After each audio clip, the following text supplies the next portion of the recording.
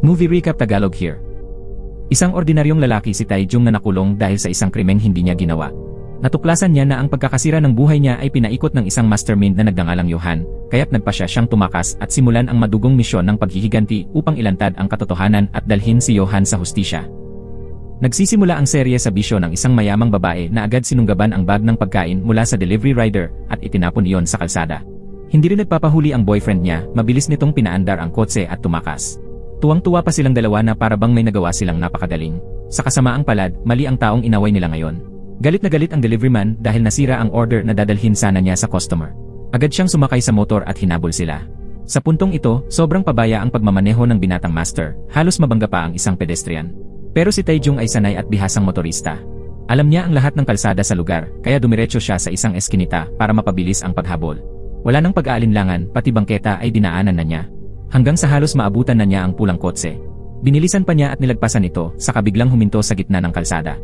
Pagharap niya sa binata, galit niyang sinabi na bayaran nito ang nasirang order. Dahil nakita ng mayamang lalaki na hindi madaling ibuli ang rider, napilitan siyang maglabas ng pera. Agad namang inilipat ni Taejong ang bayad sa kasama niyang rider. Pagkatapos, dinala ni Taejong ang pagkain sa nakakabatang kapatid niyang si Taejin, na kakauwi lang mula sa kanyang tutorial class. Mula nang pumanaw ang kanilang ina, silang dalawa na lang ang nag-aalaga sa isa't isa. Sinabi ni Taejong sa kapatid na siya na lang ang maghahanda para sa death anniversary ng kanilang ina bukas. Malapit na ang exam ni Taejin kaya kailangan nitong manatili sa bahay at mag-aral ng mabuti. Binalaan pa niya ang kapatid na huwag munang mag-online para hindi masayang ang oras. Pagkatapos ng deliveries, isa-isa namang binuhat ni Taejong ang mga sako ng lupa papunta sa maliit niyang hardin. Plano pala nila ni Suji, ang kanyang nobya, na magbukas ng bonsai shop. At dumating pa ang ilang malalapit na kaibigan para tulungan sila. Nang malapit nang matapos ang lahat, nagdiwang sila dahil halos kumpleto na ang preparasyon. Nangutang si Taejong sa bangko para makapagsimula ng negosyo, kasama ang kanyang nobyang tila na babagot na rin, kaya't araw-gabi siyang nagtatrabaho bilang rider para mabayaran ang lahat. Minsan napapaisip siyang naging padalos-dalos siya, siguro dapat hinintay niya munang makapagtapos si Taejin. Pero sabi ni Suji, iyon mismo ang dahilan kung bakit niya nagustuhan si Taejong, palaging inuuna ang gawa bago ang isip. Nang ihahatid na sana niya ang nobya, mahina itong nagsabi na gusto niyang dito na matulog ngayong gabi. At syempre, hindi tumanggi si Taejong. Kinaumagahan, maagang nagising si Taejong para ipagluto ng almusal ang kanyang nobya. Pagkatapos, dinala niya palabas ang basura, kasama rito ang ginamit na kondom kagabi. Nang matapos, nagmamadali siyang sumakay sa motor para magsimulang mag-deliver. Iniwan niya ang order sa pintuan ng customer at maingat na kinunan ng litrato. Pagbalik niya, sarado na ang elevator kaya napilitan siyang bumaba sa hagdan para mas mabilis. Habang bumababa, napansin niya ang isang paso na nalalanta. Agad niya itong inilipat sa lugar na may lilim at nag-iwan pa ng munting note para sa may-ari, kapag masyadong naarawan ang halaman, nalalanta ang dahon. Sa susunod na delivery, tinulungan pa ni Taejong ang matandang babae sa kanto na akyatin ang maleta sa paakyat na daan. Kinagabihan, habang nagmamadali siyang kumakain, napansin niya ang isang cellphone na nahulog ng may-ari. Nang sagutin niya ang tawag, isang babae ang nagsabing siya ang may-ari ng telepono. Hiniling nitong dalhin ni Taejong ang cellphone sa kanya. Sa una, balak ni Taejong na iwan na lang iyon sa tindahan para sunduin ng babae, ngunit sinabi nitong inaalagaan niya ang kanyang inang may sakit kaya hindi siya makaalis. Nangako pa ang babae na magbibigay kay Taejong ng 300,000 won bilang pabuya. Dahil sa laki ng halaga, hindi na nakatanggi si Taejong. Agad siyang nagmaneho papunta sa address na ibinigay. Hindi niya inakalang madadatnan niya ang isang liblib na kalsada sa harap ng isang tunel, walang bahay na tulad ng sinabi ng babae. Inutusan siya ng babae na ilagay ang cellphone sa emergency phone box sa loob ng tunel, at kapag may oras siya ay pupuntahan niya. Plano sana ni Taejong na personal na ibigay, pero sinabi ng babae na ayaw niya ng estranghero sa bahay.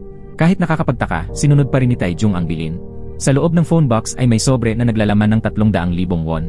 Nang palabas na siya, biglang umarangkada ang isang truck na nakaparada malapit at muntik na siyang banggain. Napabulong tuloy si Taejong. Ano bang klaseng driver yon? Para bang may gustong patayin? Kinabukasan, nagluto si Taejong ng hapunan para sa death anniversary ng kanilang ina. Akala niya mag-isa lang siyang kakain. Pero dumating si Taejin na may dalang paso ng bulaklak. Hindi niya pinagalitan ang kapatid, binaliktad pa at binigyan niya ito ng pagkain. Pagkaraan ng kaunting oras, umulan ng malakas. Nagmamadaling pinasok ni Taejong ang mga paso ng halaman. Bigla may kumatok sa pinto. Hindi pa niya ito nabubuksan, bigla nang sumugod ang mga pulis at inaresto siya. Ipinahayag nila na inaaresto si Taejong dahil sa panggagahasa at pagpatay. Sa presinto, naghihintay ang mga reporter para sa balita. Mabilis kumalat sa media ang kaso. Isang dalagang nasa 20s ang natagpuang pinaghati-hati ang katawan malapit sa tunel sa tabi ng iloghan. Natukoy at naaresto ang pangunahing suspect. Naniniwala ang pulisya na planado ang krimen at hindi isang biglaang pagpatay.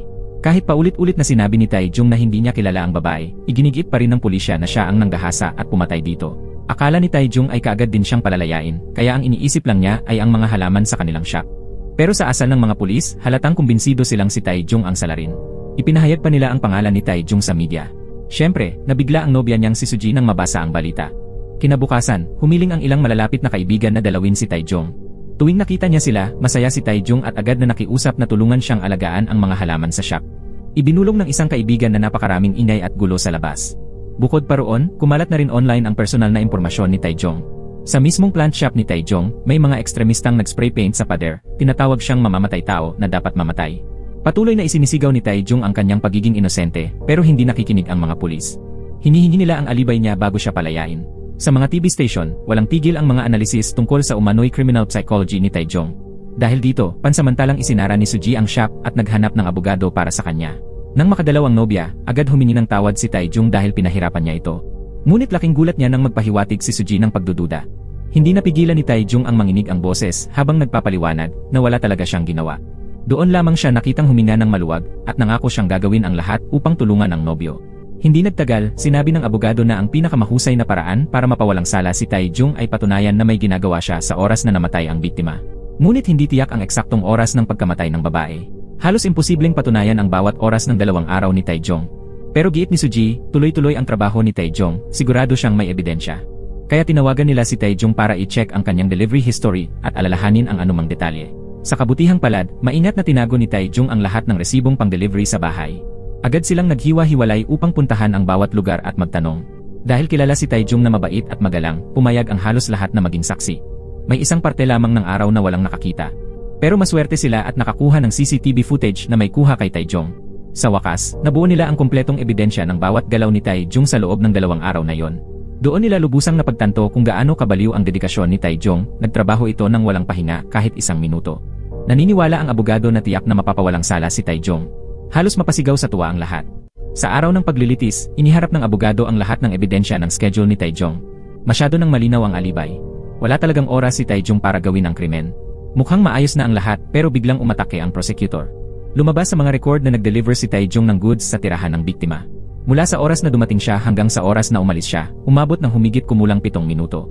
Dahil nasa ikatlong palapag lang ang unit, imposible raw na ganoon katagal ang simpleng pag-deliver. Inalala ni Tae-jung ang araw na yon at ipinaliwanag na nakita niyang nalalanta ang halamang money tree dahil mali ang pwesto nito. Kaya inilipat niya ito sa lilim, naglagay pa siya ng nutrients, at nag-iwan ng mensahe. Doon napunta ang oras na nawala. Sunod, ipinakita ng prosecutor ang video kung saan hinihila ni Tae-jung ang isang maleta paakyat. Ipinaliwanag naman ni Tae-jung na tinulungan niya ang isang matandang babae na nakiusap sa kanya. Pero hindi nakita ng kamera ang matanda. At ang mas masama, kamukhang-kamukha ng maletang iyon ang ginamit ng tunay na pumatay para itapon ang katawan ng biktima. Bagamat walang ibang CCTV na nakahuli kay Tae-jung na may hawak ng maleta, iginiit ng prosecutor na baka dahil kabisado niya ang lugar, alam niya ang mga blind spot ng surveillance. Sunod nilang tinanong kung bakit nasa kamay ni Tae-jung ang cellphone ng biktima. May CCTV sa convenience store na malinaw na kuha siyang hawak ito. Ikinuwento ni Tae-jung kung paano niya napulot ang telepono at kung paano niya ito ibinalik. Pero sagot ng prosecutor, ang lugar na pinag-iwanan ng telepono ay ilang metro lang ang layo sa lugar kung saan itinapon ang katawan. At hindi man lang nakita ni Tae-jung ng personal ang babaeng may-ari nito, isang bagay na mahirap ipaliwanag. Ipinakita rin ng prosecutor na tumutugma ng eksakto ang GPS coordinates ng cellphone ng biktima sa ruta ng pag-deliver ni Tae-jung. Ibig sabihin, buo niyang araw itong dala, hindi basta napulot lang. Napatigil si Tae-jung, hindi niya alam kung paano ipagtatanggol ang sarili. At doon na iprinisinta ng prosecutor ang mismong crime scene. Natagpuan ng biktima na pinaghati-hati ang katawan sa banyo ng isang abandonadong unit sa parehong gusali. Nagulat si Suji nang makita sa video ng ebidensya ang couple bracelet ni Tae-jung sa loob ng lugar. Sa autopsy, natuklasang may similya ng pumatay sa katawan ng biktima. Ang similyang iyon? Kay Tae-jung. Kinumpirma rin ng prosecutor na walang paso ng halaman sa unit, taliwas sa kwento ni Tae-jung. Sa puntong iyon, parang wala nang maipaliwanag si Tae-jung. Kinabukasan, dumalaw si Suji at sinabi sa kanya na sumuko na ang abogado. Nang tanungin niya kung nasaan ang bracelet ni Tae-jung, nagulat ang lalaki, hindi niya alam kung kailan niya ito nawala. At sa wakas, hindi na nagtiwala si Suji. Pinayuhan pa niyang umamin na lang si Tae-jung para mabawasan ang parusa. Sabi ni Suji, hindi siya maaaring maghintay ng habang buhay. Kahit paulit-ulit na sinumpaan ni Tae-jung na wala siyang ginawang krimen, tinanggal pa rin ni Suji ang kanilang couple bracelet at ibinalik ito sa kanya. Sa sandaling iyon, durog ang puso ni Tae-jung, wala siyang masabi. Ilang araw matapos iyon, nahatulan si Tae-jung at dinala sa bilangguan. Tinuro pa siya ng isang pulis at may ibinulong sa leader ng mga preso. Parang bangungot ang lahat ng nangyayari. Napakahigpit ng seguridad sa bilangguang ito. Para silang mga baboy na binubuhusan ng tubig ang mga preso, at regular pa silang sinusuri kung may itinatago sila sa bibig. Para kay Tae-jung, impyerno ang lugar na ito. Kinabukasan, kusang nakipagkita ang abogadong si Sang Rock kay Taejong. Diretsong sinabi ng abogado na hindi siya magaling na abogado pero may napansin siyang mali sa kasong ito. Lahat ng ibang suspect ay agad na inalis sa listahan mula pa sa simula. Nakita ni Sang Rock na parang may nagsulat ng isang script dahil masyadong maayos ang lahat sa sakdal. Napaiyak si Taejong at nakiusap sa abogado na tulungan siya. Ipinangako ni Taejong na hindi niya kailanman nakilala ang biktima, lalo na ang hawakan nito. Inatasan ni Sang Rock si Taejong na ikwento ng detalyado ang lahat. Biglang naalala ni Taejong na sinabi sa korte na nakakita raw sila ng pulsera sa pinangyarihan, ngunit giit ni Taejong, hindi iyon sa kanya dahil hindi pa siya nakapunta roon. Ang pulseras niya ay tiyak na nahulog sa kwarto ng kapatid niya noong dumaan siya roon para umidlit. Sinabi ng abogado na maaaring magbukas ng bagong linya ng investigasyon ang detalyeng iyon. Hiningi ni Sang Rock ang address ni Taejong. Bago umalis, binalaan niya si Taejong na huwag magsasabi kahit kanino na nire-review nila ang kaso. Sa ikalawang araw niya sa bilangguan, kinaladkad si Taejong papunta kay Leader Joksu. Nagbinibingihan ang mga gwardiya na para bang walang nangyayari. Tinakot siya ng leader na puputulin ang kamay niya at gagawing bola. Tinanong siya ni Joksu kung hindi ba siya nahihiya sa panggagahasa ng isang babae at pagputol-putol ng katawan nito bago itapon sa ilog. Nangangatog na sinabi ni Taejong na hindi niya ginawa iyon pero wala ni isang naniniwala. Dumaan ang isang gwardiya kaya pansamantalang nailigtas si Taejong. Kahit palaging inaapi, tiniis pa rin ni Taejong ang lahat. Buong pag-asa niya kay Attorney Sang Rock na mailalabas siya mula sa impyernong ito. Dito sa bilangguan, si Joksu ang pinuno na may bansag na prinsipal. Madalas mangikil ng pera si Joksu sa mga preso. Kapag kulang ang bayad, bugbog ang kahihinatnan. Habang kumakain, ikinuwento ng 2 preso sa mesa ang tungkol sa kanya. Mayaman pala ang prinsipal. Dapat sana ihabang buhay ang sentensya niya, pero naging 12 taon na lang. Lubos niyang kinamumuhian ang mga rapist at mamamatay tao dahil ganoon din ang sinapit ng kapatid niya. Sa mga nagkasala ng ganoong krimen, impyerno ang lugar na ito. Nag-alok ang isang preso na tutulungan si Taejong, ngunit pagkasabi noon ay kinaladkad niya ito sa banyo kung saan naghihintay ang mga kasabwat. Bakla pala ang grupo at brutal nilang pinahirapan si Taejong. Hindi pa man siya nakakabangon mula sa sakit, may mas matindi pa siyang nalaman. Dumalaw si Attorney Sang Rock upang ipaalam na nagpakamatay ang nakababatang kapatid ni Taejong. Sobrang bigat ng lahat para kay Taejong, kaya tuluyan siyang bumagsak. Gabi iyon nang magpasya si Taejong na sundan ang naging kapalaran ng nakababata niyang kapatid. Sa pagkalito at paghihina ng isip, naalala niya ang pag-uusap nilang magkapatid tungkol sa kung paano muling mapasigla ang nalalantang puno. Bigla siyang napahagulgol, sinasabing napakarami ng nabuhay muli dahil sa kamay ng kapatid niya, kaya bakit niya pa gustong mamatay. Nagulat na lamang si Taejong nang magising siyang nakatali sa kama sa ospital. May mga taong nag-inject ng pampakalma sa kanya. Lumabas na nitong mga nakaraang araw, 3 beses nang nagtangka si Taejong nakitilin ang sariling buhay. Mula noon, tuluyan siyang nagkulong sa sarili na parang wala ng kaluluwa. Mahigit 1 taon siyang dinadalaw ng mga kaibigan, pero lagi siyang tumatangging humarap. Isang araw, dinala si Taejong sa misa sa loob ng kulungan. Nakita siya ni Yong-sik, ang sakristan, na nakaupo at tulala, kaya agad itong lumapit at binigyan siya ng cake. Napansin ni Taejong na puno ng hiwa ang mga pulsuhan ni Yong-sik, pareho sa kanya. Sabi ni Yong-sik, 15 taon na siyang sakristan dito, pero hindi pa rin siya nasasanay sa bakal na kama, bakal na pinto, mataas na pihadang kawad, at malamig na sementong tinatawag nilang sahig. Noong una, halos hindi raw siya makahinga sa sobrang hirap at galit. Pero natuto siyang mag-adjust para lang mabuhay. Sa narinig niya, napaiyak si Taejong, parang iyon ang unang beses na pinayagan siyang umiyak ng totoo. Pinayuhan siya ni Yong-sik na panatilihin ang sarili niyang abala. Pwede raw siyang mag-aral, mag-ensayo, o gumawa ng kahit anong kaya niya. Kahit masakit ang buhay dito, regalo pa rin daw ito ng Diyos at hindi dapat sayangin. Sinunod iyon ni Taejong. Nagsimulang mag-aral si Taejong at mag-ensayo ng katawan. Nakahanap din siya ng kaunting kapayapaan sa pag-aalaga ng mga halaman. Sabi ni Yong-sik, kapag araw-araw ay abala siya, lilipas na parang walang ingay ang mga taong akala niya'y hindi niya kakayanin. Hindi nabawasan ang pambubugbog sa kanya. Ang tanging nadagdagan ay ang dami ng sit-ups, jump rope at pull-ups na ginagawa niya. Nag-umpisa rin si Taejong mag-train makipaglaban. Nakakuha rin siya ng technical certificate, isang maliit ngunit mahalagang patunay na umiiral pa rin siya. Ngayon, kaya na niyang salagin ang ilang suntok mula sa mga hayop na umiapi sa kanya. Pero nagalit ang leader at binugbog pa siya ng mas malala. Gayunman, halatang tumitibay na rin ang katawan at pasensya ni Taejong. Unti-unti nang tumutubo ang mga binhi na itinanim niya. Dumadami rin ang mga certificate na nakukuha niya araw-araw. Sa tulong ng walang sawang paghikayat ni Yong-sik, parang lalo siyang lumalakas. Mas mabilis at mas malakas na ang mga suntok ni Taejong. Ang pinakamahalaga, hindi na siya nanginginig. 5 taon ang lumipas na parang isang kisap mata. Isang misteryosong lalaki ang nakatanggap ng tawag na nagsasabing kailangan niyang tumakas, at sinagot niyang malilinis niyang ayusin ang lahat. Sa isang silid na puno ng daan-daang monitor mula sa hindi mabilang na kamera, may isang biktimang pumasok sa kanyang target. Samantala, sa kulungan, nakahanap si Taejong ng kaunting kapayapaan sa kanyang maliit na hardin. Ngayong araw, tinuruan din ni Taejong ang prison guard na si Cholwan kung paano alagaan ang isang halamang kulang sa nutrisyon dahil hindi ito nasisikatan ng araw. Sinabi ni Taejong na siya na ang bahalang mag-alaga ng halaman ng guard para mas gumanda ito. Ang hiling lang niya kay Cholwan ay bigyan siya ng mas malaking paso para mailipat ang halaman. Pinuri naman siya ni Yong-sik na para bang tunay na botanist si Taejong. Sa loob ng kulungan, ipinagmamalaki ng lahat ang kani-kanilang kasong kriminal na parang mga parangal, pero umaasa si Yong-sik na mapanatili pa rin ni Taejong ang kabutihan sa loob niya. Napansin ni Taejong na kakaiba ang boses ni Yong-sik ngayon. Lumabas na pala ng kulungan si Yong-sik ngayong araw. Gusto niyang ipalit si Taejong bilang sakristan ng pari. Nang tanungin ni Taejong kung bakit napakabait niya, sagot ni Yong-sik, gusto lang niyang masigurong magpapatuloy na mabuhay si Taejong. Masaya si Taejong para kay Yong-sik, pero mabigat ang dibdib niya. Alam niyang malulungkot siya dahil mawawala ang pinakamatalik niyang kaibigan. Paglabas ni Yong-sik sa gate, tinawag siya ni Taejong at yumuko ng malalim bilang pasasalamat sa lahat. Nakatayo lang si Taejong, pinapanood hanggang sa tuluyang maglaho ang anino ni Yong-sik sa likod ng bakal na gate. Ilang araw ang lumipas, isang bagong preso ang malupit na binugbog. Tinitigan siya ni Taejong na parabang nakikita niya ang sarili niya 5 taon na ang nakalipas. Nang araw na yon, dinala ng warden ang bagong preso sa kumpisal, at ang kwento nito ay nagpahinto ng puso ni Taejong. Ang binatilyo ay si Shin. Nakulong si Shin sa eksaktong parehong paraan ng pagkakulong ni Taejong. May teleponong pinulot. Isang babae ang nangakong babayaran siya ng 300,000 won kung ihahatid niya ang telepono sa isang meeting place. Na-record lahat ng CCTV at ginawang ebidensya laban sa kanya. Natagpuan din ng pulisya ang gamit at fingerprint niya sa isang lugar na hindi pa niya kailanman napuntahan. Nakita rin ni Shin si Attorney Sang-rak. Kinabukasan, nalaman niyang nagpakamatay ang kanyang ina. Hindi niya ito matanggap dahil palagi raw nitong sinasabi na ang taong nagtatapos ng sariling buhay ay hindi maliligtas. Sigurado siyang pinatay ang ina niya. Pagkarinig niyon, nanatiling gising si Taejong buong gabi, hindi mapakali. Kinabukasan, natagpuang patay si Shin sa selda, may mga pahina ng Biblia na isiniksik sa bibig niya, hindi na niya kinaya ang lahat. Nagkunwari si Taejong na may bagong alibay at humiling na makausap si Attorney Sang-rak. Tinanong niya tungkol sa kaso ni Shin. Tinanong din niya kung tapat ba talaga ang abogado sa pagtulong sa kanya. Umiwas si Sang-rak at hindi sumagot.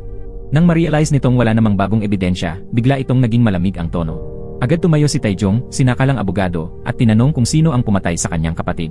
Tumayo si Sang-rak at malamig na ngumisi, sinabing kung lahat ito ay bitag, wala namang magagawa si Taejong. At mariing sinabi ng abogado na si Taejong daw ang dahilan kung bakit namatay ang kapatid niya. Nagulat si Taejong at agad niyang tinanong kung si Sang-rak ba ang pumatay sa kanyang kapatid. Walang pag-aalinlangan itong umamin. Sinabi pa ni Sang-rak na darating ang araw na papatayin niya rin si Taejong kahit nasa loob siya ng kulungan. Bumulong pa siya kay Taejong na magsulat na lang ng suicide note at tapusin ang sariling buhay, baka raw sa ganung paraan muling imbestigahan ang kaso niya. Pagkaalis ng abogado sa piitan, agad itong tumawag sa kanilang leader at sinabing kailangan nilang ayusin ang isang pagkakamali kaagad. Nang gabing iyon, humingi ng pahintulot si Taejong na makausap ang pari. Sinabi niyang hindi na niya kayang magpatuloy bilang sakristan. Nang tanungin siya kung bakit, inulit ni Taejong ang mga salitang sinabi noon ni Yong-sik na akala niya ay patay na siya at ang mga natitirang araw ay regalo mula sa Diyos. Pero sa puso ni Taejong, ang regalong iyon ay pagkakataon upang ipaghiganti ang kapatid niya.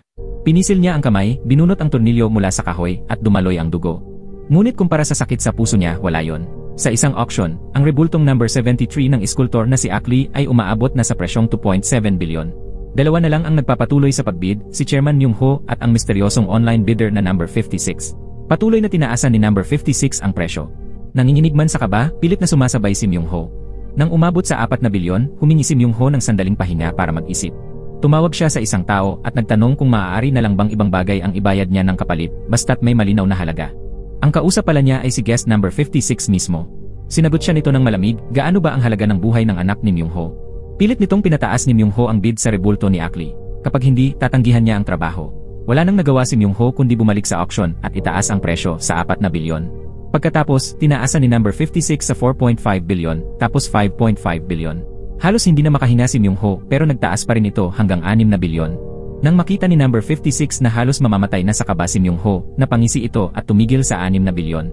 Kahit para sa isang bilyonaryo, hindi maliit ang halagang iyon. At ang misteryosong guest number 56 ay si Johan. Si Johan ang taong naglalabas ng mga mayayaman sa pagkakakulong sa pamamagitan ng pagsetop ng mga krimen at paglalagay ng kasalanan sa iba. Kinagabihan, dumating sa bahay ni Johan ang rebulto number 73. Puno ang bahay niya ng mga rebultong kagaya nito. Tumawag si Johan kay Myung-ho at sinabing patay na ang taong napagbintangan imbes na ang anak ni Myung-ho. Ayon sa ulat, sinubukan daw nitong ipasok ang Biblia sa sariling bibig. Malinis na raw ngayon ang record ng anak ni Myung-ho.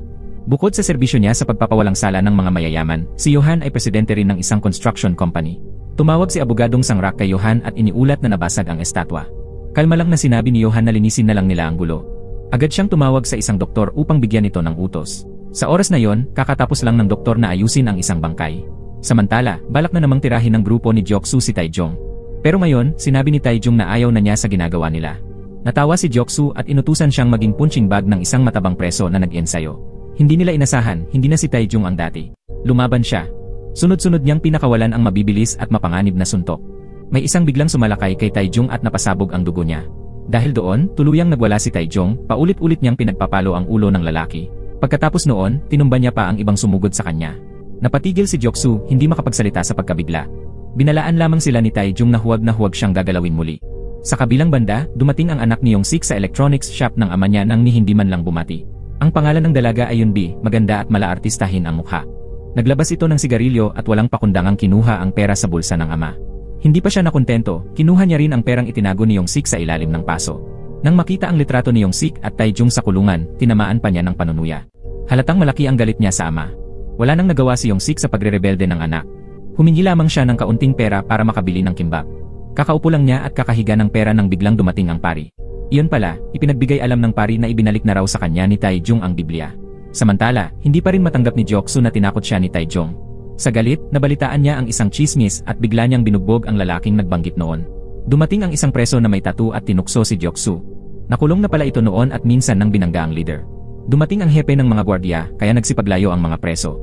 Inutusan si Joksu na pumunta sa opisina ng warden. Sa loob, pinaalalahanan siya ng warden na ayusin ang mga laban sapagkat kumikita sila sa pustahan. Alam ng warden na gusto ni Joksu patayin si Taijong, kaya't pinigilan muna niya ito. Masyado raw sensitibo ang sitwasyon, may isang preso lang kamakailan ang nagpakamatay. Kung may isa pang mamatay, malalagay sa peligro ang ranggo ng warden. Kapalit nito, nangako siyang bibigyan si Joksu ng 2 preso na maraming pera kapag dumating ang tamang oras, para pagnakawan niya. Sa parehong araw, bumisita si Yongsik kay Taijong.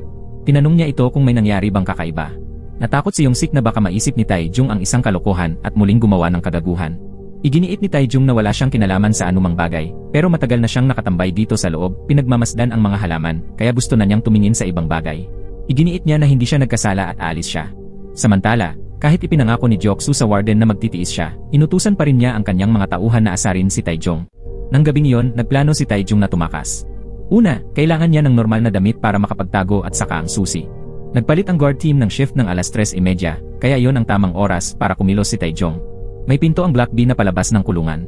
Ang tanging paraan para makarating sa Block B nang hindi nahuhuli ay sa pamamagitan ng ventilation. Nagtapos ang visiting hours eksaktong 4:00 ng hapon, kasabay ng pagdating ng food truck, kaya kailangan ni Taijong lumabas bago iyon. Ang isang tauhan ni Joksu ay nakatalaga sa parehong kwarto kay Taijong. Sa kalagitnaan ng gabi, inakala nitong mahimbing na natutulog si Taijong. Kinuha ng isa pang tauhan ang kutsilyo para tapusin agad si Taijong, pero naghihintay lang si Taijong at pinautal ang lalaki. Kinabukasan, tahimik na lumabas si Taijong para sa roll call. Wala siyang kahit isang gasgas sa katawan, kaya mas lalo pang nagalit ang leader. Sa puntong ito, alam ni Taijong na kailangan munang tanggalin si Joksu. Sa tanghalian, sadyang umupo si Taijong sa parehong mesa ng leader. Pinaloko niya si Joksu hanggang sa magalit ito. Pagkatapos, binugbog niya ito. Pero hindi siya gumanti pa. Nang dumating ang warden, alam ni Taijong na natapos na niya ang hadlang. Kinabukasan, dumaan si Warden Cholwan sa hardin at ipinaalam kay Taijong na nailagay na si Joksu sa solitary confinement. Binigyan siya ni Cholwan ng birding foam na hiningi niya para tulungan siyang hanapin. Peke pala ang dahilan ni Taijong, sinabi niyang kailangan iyon para idisenyo ang chapel. Pero sa katotohanan, may ibang plano si Taijong. Ngayon, napakainit ng suntok ni Taijong sa isang preso na nakatalaga sa paglilinis ng Area B. Pagkatapos, nagboluntaryo siyang palitan ng preso. Madali niyang nakuha ang susi ng gate ng Block B. Ginawa niya ang molde ng susi gamit ang foam at itinago ito sa isang paso ng halaman. Kasabay nito, nagpadala ang Ministry of Justice ng doktor para bakunahan ang mga preso. Doktor ito ni Johan. Tiningnan ng doktor ang listahan at tumigil sa code ni Taijong. Tahimik na inilagay niya ang isang tubo ng gamot sa kanyang bulsa. Pagkatapos ng tanghalian, tinawag ang lahat para sa bakuna. Pumayag si Taijong na tulungan ang isang gwardiya sa pag-ayos ng sasakyan niya, kaya nanatili siya. Ito ang perpektong pagkakataon para makuha ni Taijong ang susi. Kasabay nito, mas maagang dumating ang gwardiya at nagdala pa ng cake kay Taijong. Nang makita siyang nagtatrabaho, lumapit ito upang suriin. Nagkunwaring nagbabago siya ng spark plug si Taijong, kaya hindi nagduda ang gwardiya. Pero maingat pa rin ang gwardiya at sinunod ang proseso ng paghahanap. Buti na lang, mabilis na inilagay ni Taijong ang susi sa bag ng cake. Pabalik, hinarang si Taijong ng grupo ng lalaking may tattoo. Gusto pala niyang salihan ni Taijong ang kanilang gang, dahil sa kampo, siya lang ang may lakas ng loob na hinarap si Joksu. Hindi inasahan, agad na tumanggi si Taijong. Medyo nahihiya ang lalaking may tattoo, pero sinabihan pa rin siya na pag-isipan muna ito. Sa totoo lang, plano ni Taijong ang tumakas at ayaw niyang mapasali sa kahit anong gang. Sinabi ni Yongsik na halos imposibleng matupad ang plano ng pagtakas ni Taijong. Para makalabas, kailangan niyang dumaan sa 3 gate na may watchtowers at armado hanggang ngipin ng mga gwardiya. Hindi ito simpleng pag-akyat sa ilang pader. Pero hindi balak ni Taijong umakyat, lalabas siya sa main gate. Pagbalik niya sa kwarto, nakita niya ang warden na naghihintay. Sinabi ng warden na may malaking laban bukas at lahat ng pustahan ay nakataya kay Taejong. Dahil natatakot siyang maapektuhan ang lakas ni Taejong ng bakuna, pinapabakunahan ito ng iba. Hindi naglaon, narinig ng doktor ang tamang code at kinuha ni Taejong ang espesyal na tubo ng gamot mula sa bulsa. Pero nang tiningnan ng doktor ang mukha ng preso, naramdaman niyang may kakaiba. Kinabukasan, eksaktong 3:00, tinawag ng prison guard si Taejong papunta sa ring. Wala nang ibang paraan, kaya mabilis na umatake si Taejong at natumba ang kalaban. Pagkatapos, bumalik siya sa kwarto para simulan ang plano. Pero nang buksan ni Taejong ang pinto, nakita niya ang doktor at gwardiya na naghihintay. 3:27, tuwang-tuwa ang puso ni Taejong. Kinuha ng doktor ang espesyal na gamot at tinurok ito sa braso ni Taejong. Ayon sa doktor, bakuna ito pero sa totoo, lason pala. Tahimik lang na tiningnan ni Taejong ang relo. Kalahating oras na lang ang natitira bago ang appointment kay Yong-sik. Pagkaalis ng doktor, tahimik niyang inilagay sa bulsa ang tornilyo at susi. Unang hakbang, ginamit ni Taejong ang tornilyo para mag-short circuit sa electrical system ng security camera. Habang tumakbo ang gwardiya para suriin, palihim siyang nakapasok at nagnakaw ng access card. Pagkatapos, nagkunwari siyang pupunta sa banyo at naloko ang gwardiya. Sunod, pumasok siya sa storage room at kinuha ang isang set ng sibilyang damit. Isinuot niya ang kanyang presong damit sa panlabas. Nang makarating siya sa gate papuntang Area B, muntik na siyang mahuli ng gwardiya. Kinailangan niyang magtago sa storage room. Buti na lang, kampante at padalos-dalos ang gwardiya, kaya hindi siya nadiskubre. Bago pa siya makahinga ng maluwag, nagsimulang maramdaman ni Taejong ang epekto ng lason. Biglang nahilo siya at naging magaan ang ulo. Pero kaunti na lang ang oras, kaya pilit niyang itinayo ang sarili at nagpatuloy. Sa labas, naghihintay si Yong-sik na naglalagablab ang puso sa kaba. Hindi pa man sigurado kung nagsasabi ng totoo o nagbibiro si Taejong. Nagdesisyon siya na gamitin ang ventilation pipe papuntang Area B para maloko ang mga gwardiya. Tinanggal niya ang kanyang presong damit at umakyat sa ventilation pipe. Pero narinig ng gwardiya ang ingay habang gumagalaw si Taejong. Akala ng gwardiya ay dagalang iyon, kaya pinukpok-pukpok lang niya ng kaunti at tumigil na. Sa daan pa uwi, nakasalubong ni Warden Cholwan si Yong-sik. Nang makilala ang isang kakilala, huminto si Cholwan para kumustahin siya. Kinailangan magsinungaling ni Yong-sik na bumibisita siya sa kamag-anak, kahit lampas na ito sa kanyang regular na oras. Masigasig na sinabi ni Cholwan na isasama siya, pero tumanggi si Yong-sik at sinabi na babalik na lang bukas. Nakabalik na si Taejong sa Area B, pero lalong lumalala ang kanyang pagkahilo. Nalabo ang kanyang paningin at bumibilis ang tibok ng kanyang puso. Ngunit pilit niyang itinulak ang sarili papunta sa Civil Service Office, kung saan siya dapat makipagkita kay Yong-sik. 3 minuto na lang bago magsara. Pagkapwesto niya, marahan niyang tinusok ang food bag ng pamilya ng isang preso. Nagkalat ang laman, nagulat ang lahat at yumuko para pulutin ito. Sa gitna ng kaguluhan, nakalusot si Taejong sa main door at nakalabas. Pero sa parehong sandali, sumiklab ang epekto ng lason at nawalan siya ng malay. Samantala, si Johan ay walang interes na nanonood ng F1 test race sa isang higanteng screen. Sumigaw siya at tinawag ang taong responsable kung pwede bang gumamit ng banana peel para magbanggaan ang mga kotse at masunog ang ilan para lang magsaya. Akala ng taong iyon na nagbibiro si Johan, pero seryoso itong nagsabi na hindi niya ito biro. Natapos ang karera at ang team na inisponsor ni Johan ang unang dumating at nakapagtala pa ng bagong record. Akala ni Johan ay nasiyahan na siya, pero mukhang nabagot ang binata at sinabi na walang saya kung unang dumating nang walang aksidente. Sinabi ng taong responsable na delikado iyon para sa buhay ng mga driver.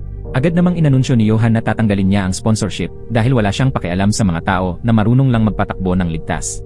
Pagdating sa bahay, abala si Johan sa pagtatayo ng higanteng Lego model. Pumasok ang kanyang yaya at nagtanong kung ano ang nakakatawa. Bumulong si Johan sa kanyang tenga at sabay silang nagtawa ng malakas. Pagkatapos, inutusan niya ang matandang yaya na gumawa ng listahan ng mga kliyente na may kaugnayan sa Ministry of Justice. Kinabukasan, personal na sinamahan ni Johan ng kotse ng Ministry of Justice at ng Direktor ng Department of Correction ang piitan. Sinabi ng matandang puting-puti ang buhok na direktor sa warden na kahit anong utos ng binata ay dapat sundin. Sinabi ni Johan na hindi siya malapit sa direktor. Alam ni Johan ang kahinaan ng warden, gumamit ito ng pondo ng publiko para mag-invest sa cryptocurrency at naloko. Nagmungkahi si Johan ng environmental volunteer activities sa isang abandonadong factory. Naglagay rin si Johan ng isang bag ng gold bars sa harap ng warden, bawat isa ay nagkakahalaga ng 200 milyon won. Nangako rin si Johan na magdadagdag pa ng 5 kung magiging maayos ang lahat. Malinaw ang hiling ni Johan, ipapadala ang mga preso para magsagawa ng community service. Ang pipiliing preso ay dapat mga mararahas na kriminal at mamamatay tao. Kung kulang ang bilang, pwede niyang piliin ang sinumang nakakainis sa kanya. Hindi na nagdalawang isip, pumayag ang warden. Samantala, nakaupo ang warden sa harap ng monitor. Nire-review ni Cholwan ang video recording. Nag-short circuit si Taejong sa kamera. Pagkatapos, ninakaw ni Taejong ang access card. Dumulas siya sa hallway na parang multo. Umakyat pa si Cholwan sa ventilation pipe para sundan ang ruta ni Taejong. Sa huli, wala nang magawa si Cholwan kundi huminga at humanga. Hindi inasahan ng warden na lalakad lang si Taejong sa main gate. Ngunit nabigo ang plano ng binata. Nadiskubre si Taejong ng pari at dinala sa infirmary. Ipinagbigay alam ng doktor na ang dugo ni Taejong ay may mataas na level ng rat poison. Buti na lang at ang vitamin K3 na kanyang ininom kanina ay nagmistulang antidot. kaya nailigtas siya mula sa agarang panganib sa buhay. Gayunpaman, tuloy-tuloy pa rin ang pagsusuka ni Taejong. Sa oras na yon, lubos nang napagod ang katawan niya. Bumisita ang warden at nagkunwaring walang alam, sabay sabi ng bahagya tungkol sa mga bali-balita sa buong kampo. Sinasabi ng ilan na balak ni Taejong tumakas. Ang iba naman, nahimatay siya dahil aksidenteng nakain ng rat poison. Pero hinala ng warden na may nais talagang saktan si Taejong dahil hindi naman siya tipong lalason ng sarili. Inamin ng warden na napakabagsik ng plano ni Taejong na tumakas sa main gate. Ito ang pinakamahina sa buong sistema. Sinabi ng warden na hihintayin muna niyang gumaling si Taejong bago magsagawa ng investigasyon. Bago umalis, hiniling ng binata na ipaalam sa warden kay Yong-sik na muling nagpapasalamat siya sa pagsagip sa kanya. Kinabukasan, nang iparating ng warden ang mensahe, naguluhan si Yong-sik at hindi maintindihan ang ibig sabihin ni Taejong. Naguluhan ang mga preso, hindi maintindihan kung bakit plano ni Taejong na tumakas habang umiinom ng rat poison. Ngunit lahat ay kinilala na hindi basta-basta si Taejong. Iniutos ng prison director ang pagpapalaya kay Joksu mula sa solitary confinement. Mukhang bagong nakalista lang ito bilang kalahok sa community project ni Yohan. Paglabas niya, dinala ni Joksu ang kanyang mga tauhan upang hanapin si Taejong. Inutusan niya ang mga ito na pumasok at bugbugin siya. Ngunit sa ilalim ng kumot, ilang kahon lang ang nakatago at nakatakas na si Taejong sa kisame. Bumagsak si Taejong mula sa taas, tinumba ang dalawang lalaki, at kinontrol ang kalbo. Ngunit ang lason sa kanyang katawan ay nagpalabo sa kanyang paningin. Sinamantala ng natitirang mga tauhan ang pagkakataon para atakihin si Taejong. Sinikap ni Taejong na makatiis, pero muling tinusok siya sa balikat. Samantala, sa isang saradong meeting room, inihayag ng prison director ang isang proyekto na magpapadala ng mga preso para lumahok sa community activities sa mall. Pagkatapos, ibinuhos niya sa mesa ang isang bungkos ng pera at sinabi na sino man ang sumali ay makakakuha ng 5 stack ng salapi. Kung matatapos nila ang trabaho, makakakuha pa sila ng karagdagang bonus. Unang kinuha ng warden ang pera at kinuha rin ng iba ang kanilang bahagi. Sa oras na yon, may napansin ang warden na kakaiba sa infirmary. Ngunit pinigilan siya ng mga tauhan ni Joksu sa labas. Handa silang labanan ang warden kahit pa matagal sila sa piitan. Wala nang magawa ang warden kundi lisanin ang lugar at magtaas ng alarma. Inutusan niya ang rapid response team na pumunta agad sa building A4. Sa loob, mag-isa pa ring nakikipaglaban si Taejong laban sa mga tauhan ni Joksu. Dahil sa epekto ng lason, unti-unti nang nanghihina si Taejong. Ngunit lumaban pa rin siya gamit ang lahat ng kanyang survival instincts. Sa wakas, natalo niya ang mga tauhan. Natira na lang ang leader, si Joksu, na matatag pa rin. Sinamantala ni Joksu ang kakulangan ni Taejong sa depensa at tinusok siya ng malalim. Sa oras na yon, dumating na ang warden at ang police team sa labas, ngunit pinigilan sila ng mga tauhan. Matapos ang ilang sandali ng pakikipaglaban, pinatigil ni Joksu si Taejong sa sahig. Nais ni Joksu na gamitan ng kutsilyo si Taejong, pero sa puntong iyon, tumalon ang binata, kinuha ang kutsilyo at binaliktad ang laban. Pinilit ni Joksu si Taejong na tusukin siya sa leg. Ngunit sa huli, naputol ni Taejong ang isa sa kanyang mga taina. Sa sandaling iyon, rumesponde ang team ng warden. Sa buong kwarto, si Taejong na lang ang natira, puno ng sugat at dugo. Ilang linggo matapos iyon, habang nasa koma, muling nakita ni Taejong ang kanyang nakababatang kapatid. Binalaan siya ni Taejin mag-ingat dahil napakadelikado sa labas. Nangako si Taejong na hahanapin ang mga nakasakit sa kanyang kapatid at pagbabayaran ang kanilang ginawa.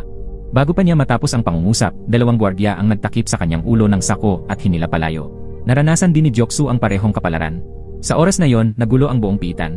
Sinumang lumaban ay binugbog gamit ang batons. 12 tao ang isinakay sa isang selyadong truck at dinala noong gabing iyon. Kasama sa listahan sina Taejong at ang leader na si Joksu. Kinabukasan, ang mga preso na nakasuot ng puting uniforme na may numero ay pumasok sa isang abandonadong pabrika. Maraming mga lalaking nakamaskara at may dalang armas ang nasa paligid. Sa itaas nila, lumilipad ang flycam sa lahat ng direksyon. Walang nakakaintindi kung ano ang nangyayari hanggang sa lumitaw si Yohan mula sa itaas. Inihayag ni Yohan, mula sa sandaling ito, nagsisimula ang inyong oras. Maligayang pagdating sa Land of Opportunity. Noong nakaraang taon, ang batang tagapagmana na si Do-kyung ay lumabas kasama ang isang babae, at nauwi sila sa tirahan nito para mag-inuman pa. Kung hanggang doon lang sana, ayos pa. Pero naglabas ang lalaki ng droga, at sa sobrang tama, aksidente niyang napatay ang babae. Nang bahagya siyang natauhan, tumawag siya sa kongresistang ama niya para humingi ng tulong. Samantala, ang investment company ni Yohan ay kakapanalo lang sa bid para itayo ang National Data Center. Sa announcement party, may ilang opisyal na pabulong na nagsabi na may bahid ng pera ang proyekto dahil ang kumpanyang iyon ay hindi man lang kasama sa original bidding list. Narinig iyon ni Yohan at mariing binalaan sila. Huwag niyong maliitin ang kumpanyang to, madali naming makakalap ang lahat ng impormasyon tungkol sa inyo. Pagkatapos ay ibinunyag niyang siya mismo ang may-ari ng buong kumpanya at tinawag ang 3 opisyal na walang kwentang langaw sa paningin niya. Nagninit-ngit ang isang opisyal at nagbantang pagsasabihan siya. Hindi alam na tinarget na pala siya ni Yohan sa simpleng dahilan na itinuro niya ang daliri sa kanya. Pagkatapos ng party, habang papalabas ang opisyal, may sasakyang humarang sa dinaraanan niya. Lumitaw ang assassin doctor na parang multo at pinutol ang hintuturo nito. Dinala ni Yohan ang daliri sa bahay at idimikit sa isa sa mga nakakatakot niyang eskultura, halatang tuwang-tuwa sa pagkumpleto nito. Isang baliw na may pera at kapangyarihan. Bangungot talaga. Pagkatapos nito, tumawag si Sang-rak at hiniling ang tulong niya para mailigtas ang anak sa kasong pagpatay. Sinabi ni Johan na hindi pera ang bayad, ngunit kailangan nitong bilhan siya ng isang artwork. Ang kailangan lang daw gawin ng anak ay ibabad ang bangkay sa maligamgam na tubig at siya na ang bahala sa lahat. Pagkababa ng telepono, inutusan niya agad ang tauhan niya na burahin ang lahat ng ebidensya sa pinangyarihan. Gumamit sila ng makabagong 3D scanners para i-transmit ang buong crime scene sa control room. Sinimulan ni Johan ang pagsusuri. Dinala ni Do-kyung ang katawan sa banyo at ibinabad sa maligamgam na tubig ayon sa utos. Sa ganitong paraan, hindi matutukoy ng eksakto ng pulis ang oras ng pagkamatay. Sinuyod ni Johan ang napakaraming surveillance monitors para humanap ng mapagbibintangan at sa kasamaang palad, si Tae-jung ang napili dahil madalas siyang mag-deliver sa gusaling iyon. Kinagabihan, pagpunta ni Tae-jung para mag-deliver, may motoristang nakasunod sa kanya ng palihim. Bawat kilos niya ay diretsong ipinapadala kay Johan. Doon nalaman ni Johan na palagi itong abala at may nakababatang kapatid na mahilig sa mga halaman. Doon nabuo ang plano para ipaparatang ang krimen sa kanya. Kinabukasan, pag-alis pa lang ni Tae-jung papunta sa trabaho, may taong may dala ng cellphone ng biktima na sumunod sa kanya para makagawa ng GPS evidence. Samantala, isa pang grupo ang pinasok ang bahay nila. Kinuha nila ang fingerprints niya, nag-install ng hidden cameras, at kinuha ang lumang sapatos niya. Gumawa sila ng gloves na may peking fingerprint niya at ginamit iyon para mag-iwan ng peking baka sa crime scene. Pagkatapos, sinuot nila ang sapatos ni Tae-jung para makalikha ng mga madugong yapak. Nang makita ni Johan na kasama ni Tae-jung ang nobya niya ng gabing iyon, tuwang-tuwa siya. Kinabukasan, kinuha nila ang semilya ni Tae-jung mula sa kondom na nasa basurahan at ini-inject ito sa katawan ng babae. Nadiskubre rin ni Johan na nawawala ang pulseras ni Tae-jung. Inutusan niya ang tauhan niya na humanap ng kaparehong-kapareho at ilagay iyon sa crime scene. Hinati-hati ng doktor ang katawan, inilagay sa maleta, at nilinlang si Tae-jung para makuhanan siya ng kamera na parabang siya ang naghatak nito paakyat ng burol. Inutusan din ni Johan ang mga tauhan niyang ilagay ang lutang na paso ng halaman sa hagdanan para mapahinto si Tae-jung ng sandali, kaya hindi buo ang alibay niya. Napakadetalyado at napakaperpekto ng plano. Sa huli, walang takas si Tae-jung sa bitag na yon. Balik sa kasalukuyan, noong gabing iyon, dumating ang truck na may sakay na 12 bilanggo sa abandonadong pabrika. Pinababa sila ng mga sundalo at dinala sa isang silid. Nang tanggalin ang mga takip sa ulo nila, tumambad ang isang marangyang piging. Dahil gutom na gutom, walang inisip ang mga preso at dagsa silang sinunggaban ang pagkain. Si Gang Jae lang ang nakapansin kay Johan na nakamasid sa kanila mula sa itaas. Pero bago pa siya makaakyat para kausapin ito, hinarang siya ng mga gwardiya. Pagkakain, inassign sila ng kanya-kanyang kwarto para magpahinga. Lahat sila litong-lito, walang ideya kung ano ang mangyayari. Nang gabing iyon, palihim na lumabas si Tae-jung, naghahanap ng paraan para makatakas. Sa labas, nakaalerto pa rin ang mga armadong gwardiya. Matapos umiwas at umiikot-ikot ng ilang minuto, nakita ni Tae-jung ang isang exit. Pero pagkarating niya roon, 3 putok ang umalinggaw at bumulaga ang napakaraming pulang laser dots sa katawan niya. Napilitan siyang itaas ang mga kamay at bumalik. Sinabi ni Johan na sumakay siya sa kotse para ibalik siya sa kwarto. Pero tumalikod si Tae-jung at diretsong naglakad palayo. Hindi nagalit si Johan, sa halip, natuwa pa siya sa nakikitang kawalan ng pag-asa nito. Sa tono pa lang nito, naunawaan ni Tae-jung na si Johan ang nagdala sa kanila roon. Ibinunyag ni Johan na magkakaroon ng kompetisyon at may espesyal na gantimpala ang mananalo. Pero hindi niya sinabi kung ano ito. Sa higpit ng seguridad sa lugar, napilitan si Tae-jung na itigil na ang pagtatangkang tumakas. Nang gabing iyon, kinulit siya ng kanyang kasel na si Ji-yong, nakikipag-usap na parang matagal na silang magkaibigan. Sabi niya, panig daw siya kay Tae-jung matapos makita ang tapang nito, at nakiusap siyang may pupuntahan sila, pangakong hindi niya ito sasaktan. Pero ang totoo, dinala niya ito sa leader ng gang, si Jok-soo. Sa kabutihang palad, hindi tuluyang naputol ang tenga ni Jok-soo at naatahi iyon ng doktor. Alam ni Tae-jung na galit sa kanya ang taong ito, kaya binasag niya ang bote ng beer, handa siyang makipagsapakan hanggang kamatayan. Pero biglang umalingaw ang 2 putok at nagbabala ang mga gwardya na tumigil na silang lahat. Kinabukasan, malakas na tugtugin ang bumungon sa kanila, ikinagulat ng mga preso. Pinagsuot sila ng uniforme at dinala sa isang malawak na bakanteng lugar. Pagka-off ng musika, inanunsyo ni Johan na magsisimula na ang oras nila. Isa pala itong racetrack. Lahat sila ay bibigyan ng nakatalagang kotse ng random at magkakarera. Walang kahit anong patakaran. May isang bilanggo ang napamura. Anong klaseng laro to? Ginagawa mo ba kaming hayop para sa libangan mo? Loko ka ba? Pagkasabi niya nito, tumalikod siya para umalis. Malalamig ang mata ni Johan nang binaril niya ito at tumilapon ang katawan nito. Napasinghap ang lahat sa brutal na eksena. Wala nang naglakas loob na kumibo. Dumating ang isang truck. Pagbukas, naglitawan ang sandamakmak na pera at 5 bilyon ang magiging premyo ng mananalo. Nanlaki ang mata ng mga preso sa sobrang halaga. Nagpatuloy si Johan, ipinapaliwanag na ang numero sa uniforme nila ay tumutugma sa garahe kung saan sila naka-assign. Nandoon ang kotse nila. At kung may tanong sila, maaari raw siyang lapitan ng direkta. Maya-maya, dumating sa racetrack ang mayamang tagapagmana na si Do-kyung at ang kasama niyang lalaki. Tinawag nilang mga malas na tao ang pumalit sa kanila na kahalili. Ang isang kahalili ay isang preso na nagpakamatay dahil sa paglunok ng mga pahina ng Biblia. Mayabang na sinabi ni Do-kyung na 3 ang kahalili niya, ibig sabihin, 3 tao na ang namatay dahil sa kanya. Isa sa tatlong iyon ay si Taejong. Lumalabas na inimbitahan sila ni Johan para panoorin ang karera. At hindi lang pala simpleng karera ito, para raw itong laban sa himpapawid. Ito raw ang pinaka-nakakaaliw na mangyayari sa kanila sa loob ng maraming taon. Samantala, ang mga bilanggo ay nakarating na sa kanilang garahe upang kunin ang mga kotse nila.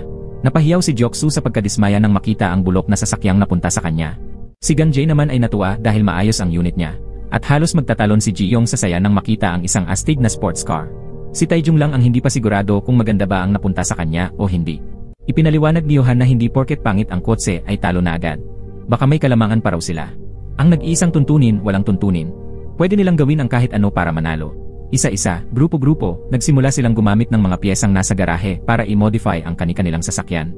Lumabas na ang tunay na balak ni Johan, gagamitin niya ang karerang ito para makahikayat ng mga sugarol. Marami pang karera ang isusunod, palakihin pa, at dadalhin sa ibang bansa. At silang tatlo ang magiging co-founders ng bagong kumpanya. Tungkol naman sa malaking premyo, umiti si Johan. Walang balak daw niyang hayaang may makarating sa finish line. Kinabukasan, nilapitan na naman ni Ji-yong si Taejong, sinasabing dapat silang mag-alyansa. Halos lahat daw kasi may kapartner na. Kung mag-isa, siguradong talo. Kung manalo raw sila at makuha ang 5 bilyon, kailangan lang niya ng isang apartment. Sa kanya na ang iba. Pero walang interes si Taejong. Dalhin mo na yan sa lola mo, sagot niya. Sa narinig, tuwang-tuwa si Ji-yong, kumbinsidong kakampi na siya. Lalong natuwa nang malamang may lisensya si Taejong sa pag-aayos ng kotse. Sa kabilang sulok, inutusan ni Ganjae ang mga tauhan niya na kahit sino pa ang manalo, dapat hati-hati ang pera. At lahat kailangan sumunod sa utos niya. Di nagtagal, nagpunta si Ganjae para makipagkita kay Johan. Pagharap pa lang niya sa boss, nagsimula na siyang magpakitang gilas at magbigay ng papuri, nagmumungkahi ng isang limitadong partnership. Alam niyang malaki ang proyektong ito at malinaw sa kanya na si Johan ang tunay na may hawak ng lahat, pati ang warden, yumuyuko sa harap niya. Ipinilit niyang gusto niya ng pangmatagalang kasunduan at handa siyang maging isang kapaki-pakinabang na laruan para kay Johan. Tinawag naman ni Johan ang atensyon niya, may 18 kaso pala ito ng panlilinlang.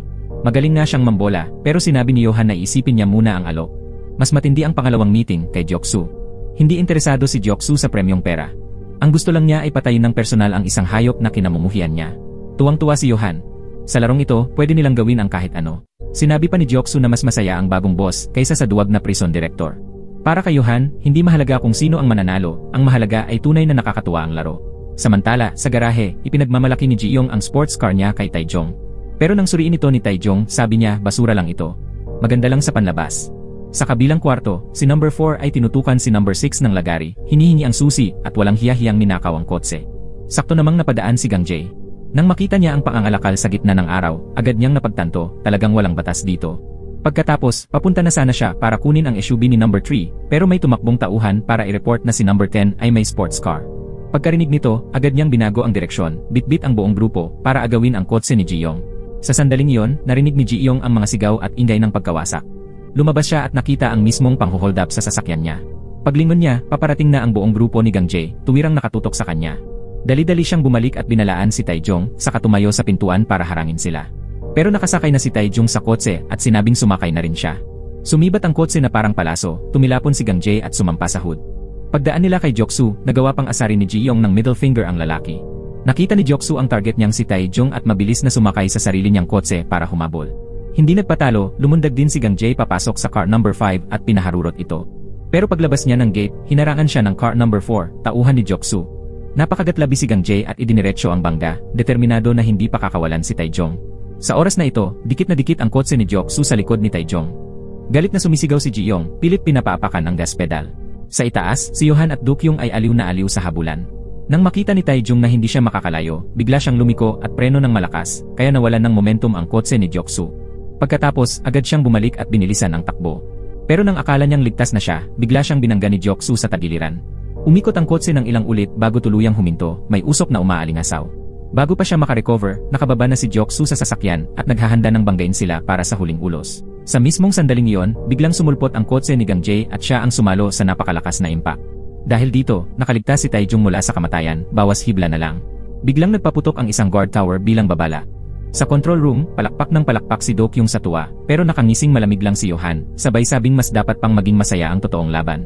Pagkatapos ay iniutos niya na itigil ang laro dahil hindi na makakatakbo ang mga nasugatan. Ang problema, wasak na wasak ang sports car ni Ji-yong. Pinwersa nilang itulak hanggang umandar, pero pagkalipas lang ng ilang metro, bigla itong sumabog at nagliyab ng todo, tumilamsik ang apoy at usok, at halos matulala sila sa takot. Sa sandaling iyon, napansin ni Taejong ang mataas na rampa papunta sa labas, pero hindi niya alam kung saan iyon patungo. Kinaumagahan, pumunta si Taejong para kausapin ang boss na si Johan. Wala naman talaga siyang pakay. Gusto lang niyang masilip ang buong abandonadong pabrika. Nang tanungin siya ni Johan kung bakit siya nandoon, nagkibit-balikat lang siya at sinabing dala lang ng kuryosidad. Nahulaan niya na hindi totoong karera ng kotse ang totoong layunin dahil iba-iba ang kotse ng bawat isa, walang rules at hindi angkop ang lugar. Medyo nagulat si Johan pero pinakuha pa rin siya ng kahon ng vitamin C. Hindi iyon kinuha ni Taejong, itinuro lang niya ang isang nanlulumong paso ng halaman. Pagkatapos ay bumalik siya sa room number 9 at nagsimulang i-modify ang kotse niya, kinukuha ang mga piyesa mula sa wasak na sasakyan ni Ji-young. Nagtatrabaho siya buong magdamag. Dumating ang araw ng opisyal na karera. Nagpaplano pa rin si Gang Jae na pabagsakin si Taejong. Nang tanungin ng tauhan niya kung bakit kailangan pa, sabi niya kahit ang taong iyon na minamaneho ang lumang bulok na kotse ay posibleng mauna sa lahat. Biglang tumawag ang boss kay Gang Jae, sinasabing tinatanggap niya ang alok na makipag-partner at may espesyal pang regalo sa likod ng sasakyan. Kapag naging boring ang laban, siya na ang bahala magpasaya nito. Nangakong magiging tapat na lingkod si Gang Jae kay Johan. Pero pagkaputol ng tawag, napamura siya ng pasimple. Nagsimula na ang opisyal na karera. Nakahanay ang mga driver sa starting line. Maingat na nagmamasid si Gang Jae at sabing kasing sama ng mukha ni Joksu ang pagka-modify ng kotse nito.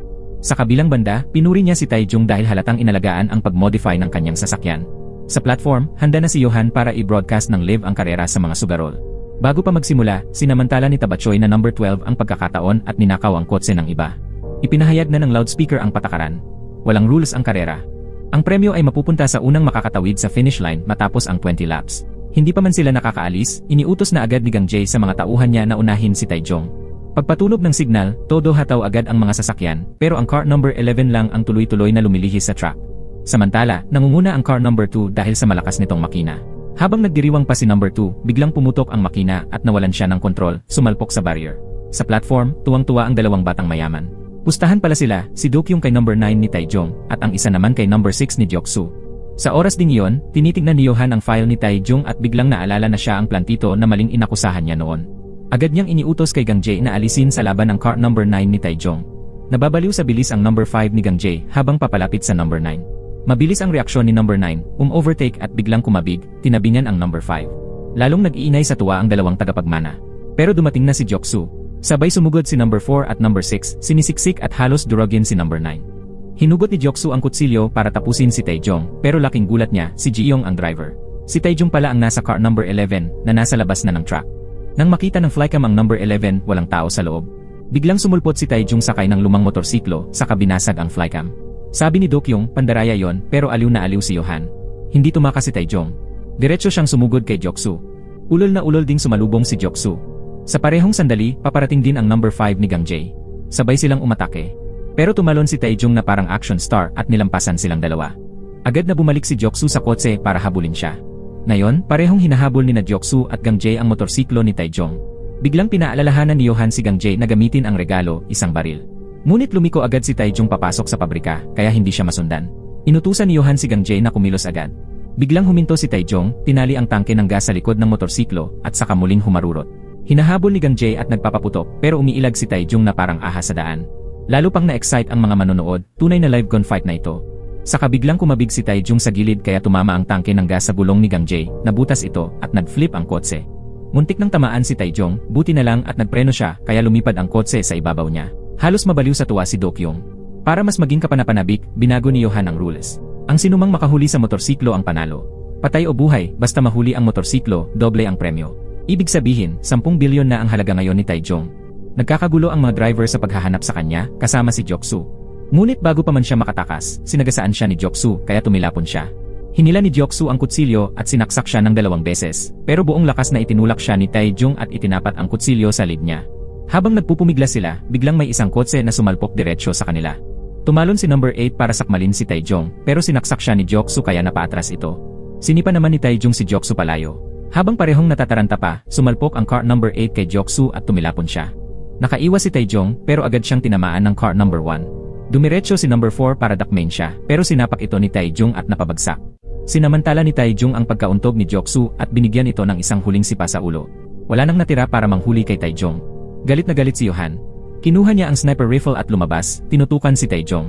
Sa ibaba, habang sinasakal ni number 4 si Taejong, binaril ni Johan ang ulo nito. Ngayon, siya mismo ang gustong tumapos kay Taejong. Bagamat sugatan, gumulong si Taejong para makaiwas sa mga bala. At nang nagre-reload si Johan, tumalon siya sa motorsiklo at humarurot. Pero biglang humabol ang car number 7. Kailangan iwasan ni Taejong si number 7 habang umiilag sa bala ni Johan. Binalak ni Johan barilin ang water tower para bumagsak kay Taejong. Buti na lang at naiwasan niya ito at ang tinamaan ay ang car number 7. Sa puntong iyon, biglang huminto si Taejong at lumipad ang flycam sa harap niya, kinukunan ang mukha niya ng direkta. Doon napagtanto ni Johan, ang tunay na target ni Taejong ay ang mahabang rampa palabas. Kaya pala kahapon, sinadya ni Taejong na puntahan siya para makita kung saan papunta ang daang iyon. Pero ngayon, dalawang nabanggang kotse ang nakaharang sa rampa. Inihagis ni Taejong ang tangke ng gas papunta sa mga kotse, nagdulot ng malakas na pagsabog at tumilapon ang mga iyon. Sa harap niya ay naglalagablab na apoy, pero sumugal si Taejong, sumibak sa apoy, at pinaspasan ang pag-akyat sa rampa. Paglipad niya palabas ng dulo, sabay din tinutukan siya ni Johan at pinaputukan. Pagkatapos makatakas, ligtas siyang bumagsak sa ilog. Umiwas si Taejong sa mga tao at nagtungo sa electronics repair shop ng dati niyang kaselda na si Yongsik. Hindi lamang tinapala ni Yongsik ang mga sugat ni Taejong, pinatuloy pa niya ito at binigyan ng smartphone. Dinalaw ni Taejong ang kolumbarium upang makita ang kanyang ina at kapatid at lalo pang tumibay ang kanyang kagustuhan na maghiganti. Upang mabunyag ang utak sa likod ng pagkakapreme sa kanya, nagpasya siyang magsimula sa tusong abogado na si King. Matapos ang ilang paghahanap, mabilis niyang natunton ang pinagtataguan ng abogado. Sinundan niya ito ng gabing iyon at binugbog ng husto ang mapagbalakayong lalaki. Sa paghalughog niya sa opisina, nakakita siya ng litrato at file ng isang babae. Hiningi niya ang paliwanag ng abogado tungkol sa plano nito sa babaeng iyon. Sa ilalim ng pagbabanta ni Taejong, inamin ng abogado na ang babae ay isang modelong pinili upang ipalit sa tunay na dapat makulong. Ang proseso ng pag-frame up ay kinabibilangan ng pag-stalk para makuha ang lahat ng personal na impormasyon, katulad ng pinagdaanan mismo ni Taejong. Habang gulat na gulat si Taejong sa revelasyon, biglang dumating ang assassin doctor at nakipagpatayan sa kanya. Ni ang doktor ni ang abogado ay hindi nakaangat kay Taejong. Matapos muling mapasuko ang abogado, ibinunyag nitong ang doktor ang pumatay sa kapatid ni Taejong. Sa sandaling iyon, inihagis ng doktor ang isang detonator sa loob ng silid. Mabuti na lamang at mabilis kumilos si Taejong, kinuha ang file ng babae at tumalon palabas ng bintana bago sumabog ang lugar at muling nakatakas sa kabuluhan. Nalaman ni Johan ang nangyari ng gabing iyon at pinatay niya ang doktor upang takpan ang kanyang mga bakas. Para kay Johan, laruan lamang ang doktor at ang pagpatay ay isang libangang nagpapagaan ng loob niya. Balik sa repair shop ni Yongsik, napagtanto ni Taejong mula sa sinabi ng abogado na ang babaeng nasa litrato ang susunod na inosenteng pagbibintangan. Malamang na minamanmanan na ang may-ari ng hairdresser shop. Sa mga sandaling iyon, mahigpit ng minomonitor ni Johan ang bawat galaw ng hairdresser gamit ang kanyang malawak na surveillance system. Napili ang babae bilang susunod na pagbibintangan dahil sa kakaibang sitwasyon ng kaso. Ang ginamit na sandata sa kaso ni Johan ay hindi pangkaraniwan. Nang ikumpara niya ito, napansin niyang kahawig ito ng gunting ng mga hairdresser. Pagkatapos ng mahabang pag-iisip, ibinintang niya ang krimen sa hairdresser. Samantala, sinusubukan namang tulungan ni Taejong ang hairdresser dahil naniniwala siyang hawak nito ang susi sa paglilinis ng kanyang pangalan. Kinuha ni Taejong ang ilang piyesa mula kay Yongsik, bumuo ng monitoring device, at ikinabit ito sa poste sa tapat ng hairdresser shop. Binigyan siya ni Yongsik ng pera at nangakong susuportahan siya. Lubos na naantig si Taejong, itinuring na niya si Yongsik bilang natitira niyang masasandalan. Sa mga sumunod na araw, gamit ang mga kagamitan mula sa shop, nagkabit si Taejong ng mga kamera sa paligid ng hairdresser shop at nagtago sa loob upang obserbahan ang mga kahina-hinalang tao. Isang araw, ninakawan si Yongsik ng isang dalagita. Nahuli ito ni Taejong, ngunit laking gulat niya nang malamang anak pala iyon ni Yongsik, si Yeonbi. Suwail siya at humihingi pa ng lingguhang upa kay Taejong at pati pa nga sinuntok ito matapos kunin ang pera. Habang nire-review ang footage, napansin ni Taejong ang isang kotse na paulit-ulit na lumilitaw malapit sa parlor. Naalala rin niya ang cellphone ng biktima sa sarili niyang kaso. Hindi niya kailanman nakilala ang biktima, ngunit tugmang-tugma ang lokasyon ng cellphone sa bawat galaw niya. Batay sa surveillance, napansin niyang may motorsiklong halos 24/7 na nakabuntot sa hairdresser. Pinagsama niya ito sa sariling karanasan, kaya sigurado siyang mauwi ito sa isang modus ng nawalang telepono na isusoli kuno. Tulad ng inaasahan, pagdating niya sa parlor, wala na ang may-ari. Sinabi ng anak ng may-ari na umalis ang ina para isauli ang telepono. Buti na lang, iniwan ng may-ari ang address bago umalis. Nagmamadaling sumakay si Taejong sa motorsiklo, alam niyang kailangan niyang makarating bago maisauli ng may-ari ang telepono. Naloko ang may-ari na makipagkita sa kunwaring nagmamay-ari ng telepono sa napagkasunduang lugar. Mabuti na lang, pagkuha pa lang ng babae sa telepono, dumating na si Taejong, inagaw ang telepono, at mabilis na tumakas sakay ng motorsiklo, iniwan ang mga humahabol. Ang pagtakas ni Taejong ay naging malaking banta kay Johan. Para mahanap siya, kinontak ni Johan si Officer Park, na iniimbestigahan dahil sa panunuhol. Nangako si Johan na tatapusin ang lahat ng kaso laban dito, kalakip ang promosyon at dagdag sweldo, kapalit ng paghahanap kay Taejong. Unang pumunta si Officer Park sa bilangguan para mag-imbestiga. Sa loob, naghahanap ng sagot si Cholwan, ang mabait na gwardiya, mula sa warden tungkol sa pagkawala ni Taejong. Pero ang warden, nakakutsaban na ni Johan, ay ayaw ilantad ang pagkawala at niloko lamang si Cholwan. Hinimok pa niyang tulungan si Officer Park sa lihim na paghahanap kay Taejong. Sinuri ni Officer Park ang dati nitong selda at nakahanap ng mga case file na nakatago sa ilalim ng kama. Pagkatapos, tiningnan niya ang bangkay ni King the Lawyer, na labis nang napinsala sa pagsabog. Sunod niyang planong puntahan si Yong-sik, dating kaselda ni Taejong. Sa shop ni Yong-sik, piniga siya ni Officer Park, ngunit sinubukan ni Yong-sik itago ang anumang ebidensya. Iginiit ng opisyal na inspeksyonin ang isang kwarto at tumutol si Yong-sik. Pero mabuti na lang, anak lang pala ni Yong-sik ang nasa loob. Pagkakilala sa opisyal, agad na inakusahan ni Yun-bi na mainitin ang ulo ang opisyal ng trespassing at pinaalis ito. Nakaligtas ng nipis si Taejong. Pagbalik ni Taejong sa shop, sinuri niya ang telepono at nalaman niyang ang may-ari nito ay isang pianista. Malinaw na siya ang biktima. Gusto ng utak ng krimen na palabasing pinatay ng hairdresser ang pianista at kinuha ang cellphone para makagawa ng peking alibay. Napagtanto ni Taejong na napakahalaga ng teleponong ito sa buong setup. Nang malamang may pulis na dumating, gusto sanang umalis ni Taejong upang hindi makasabit si Yong-sik. Pero hindi pumayag si Yong-sik, naniniwalang hindi na babalik ang opisyal at na ang shop ang pinakamaligtas na lugar sa ngayon. Gamit ang telepono ng pianista, kumilos si Taejong. Tinawagan niya ang babaeng nag-contact sa hairdresser, nagpanggap na siya ang nakakita ng telepono at humihingi ng pera kapalit nito. Inakala ng babae na isa lamang maliit na magnanakaw si Taejong, kaya pumayag siya matapos makuha ang pahintulot ng kanyang nakatataas. Kinagabihan, dumating ang babae sa itinakdang lugar dala ang bag ng pera. Mula sa malayo, minanmanan siya ni Taejong at inutusan na ibigay ang pera sa isang courier na nakasakay sa motor, saka pumunta sa isang mailbox sa isang gusali upang kunin ang telepono. Hindi niya alam, palihim siyang sinusundan ni Taejong papasok sa isang lihim na bodega. Pinatulog niya ang isang staff, sinuot ang uniforme nito, at pasimpleng pumasok sa loob. Doon, nakita niyang may mga taong kumukuha ng fingerprint, buhok, at iba pang ebidensya mula sa iba't ibang personal na gamit upang ipahamak ang hairdresser. Palihim itong ni-record ni Taejong sa kanyang cellphone, ngunit sa pinakakritikal na sandali, nakatanggap siya ng tawag mula kay Yong-sik. Napansin ni Yong-sik sa security feed na may nanghimasok sa shop ng hairdresser. Dahil sa tawag, nabuking si Taejong pero nakatakas pa rin siya dahil sa bilis ng kanyang kilos. Samantala, isang babaeng asasin na nagtatrabaho para kay Yohan ang nakapasok sa shop ng hairdresser at muntik nang saktan ang may-ari. Mabuti na lang, dumating si Taejong sa oras at nakipaglaban ng matindi sa asasin. Pareho silang magaling, ngunit dahil sa napapanahong tawag ni Yong-sik sa pulis, naisalba nila ang hairdresser at ang anak nito at agad na dinala sa shop ni Yong-sik bago dumating ang mga otoridad. Naroon din si Yun-bi at napatingin siya kay Taejong. Napagtanto niyang mabait at mahinahon pala itong tao. Ipinakita ni Taejong sa hairdresser ang mga ebidensya ng kanyang investigasyon at ipinaliwanag ang paratang na ibinabalangkas laban sa kanya. Wala nang mapupuntahan ang hairdresser. Pinakiusapan ni Taejong at Yong-sik si Yun-bi na pansamantalang patuloyin ang mag-ina. Dahil mabait din si Yun-bi, pumayag siyang doon muna sila tumuloy ng gabing iyon. Gayunman, dahil sa mga pangyayari, nakaramdam si Yun-bi ng kakaiba. Unti-unti niyang napagtanto na baka hindi nga killer si Taejong. Nang tanungin niya ito, inamin ni Taejong na siya mismo ang biktima ng paninira. Hindi makatulog si Yun-bi ng gabing iyon, napapabuntong hininga habang iniisip na kaawa-awa pala si Taejong. Dahil sa mga pangyayaring iyon, sa unang pagkakataon matapos ang matagal na pagtatalo nilang mag-ama, binigay ni Yun-bi kay Yong-sik ang kanyang numero. Tuwang-tuwa si Yong-sik at agad nitong sinave ang number ng kanyang anak. Pagbalik nila sa shop, napanood nila sa balita ang bagong ulat. Patay na ang pumatay sa pianist. Napagtanto nilang hindi lang ang hairdresser ang ginagawang pagbintangan sa kasong ito. Muli pang bumalik si Taejong sa lihim na bodega. Sa pagkakataong ito, natagpuan niyang lahat ng staff na kumukolekta ng ebidensya ay pinatay na. May nahulog mula sa conveyor belt, ulo ng asasin na doktor. Sa tabi nito ay may mga litrato ng hairdresser at ni Taejong kasama ang isang bag ng pera para kay Taejong.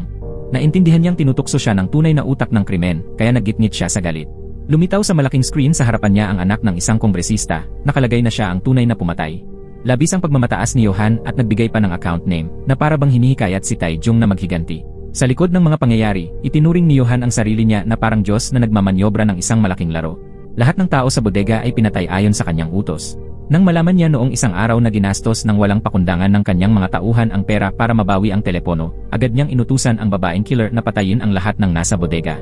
Ngayon, gusto niyang utusan si Taejong na habulin ang anak ng kongresista dahil tinatakot siya ng kongresista mismo. Matapos makataka si Taejong, sinisi siya ng kongresista at ng anak nito at tinrato pa siyang parang alipin. Hindi kailanman papayag si Yohan na maliitin siya, kaya binalak niyang gamitin si Taejong para tuluyang alisin sa daan ang kongresista. Sa mga sandaling ito, naglalagablab ang galit ni Taejong, hindi niya alam ang matinding kapahamakan na naghihintay. Pagkalabas sa kulungan, desperado niyang sinisiyasat ang katotohanan sa likod ng peking kasong ibinintang sa kanya.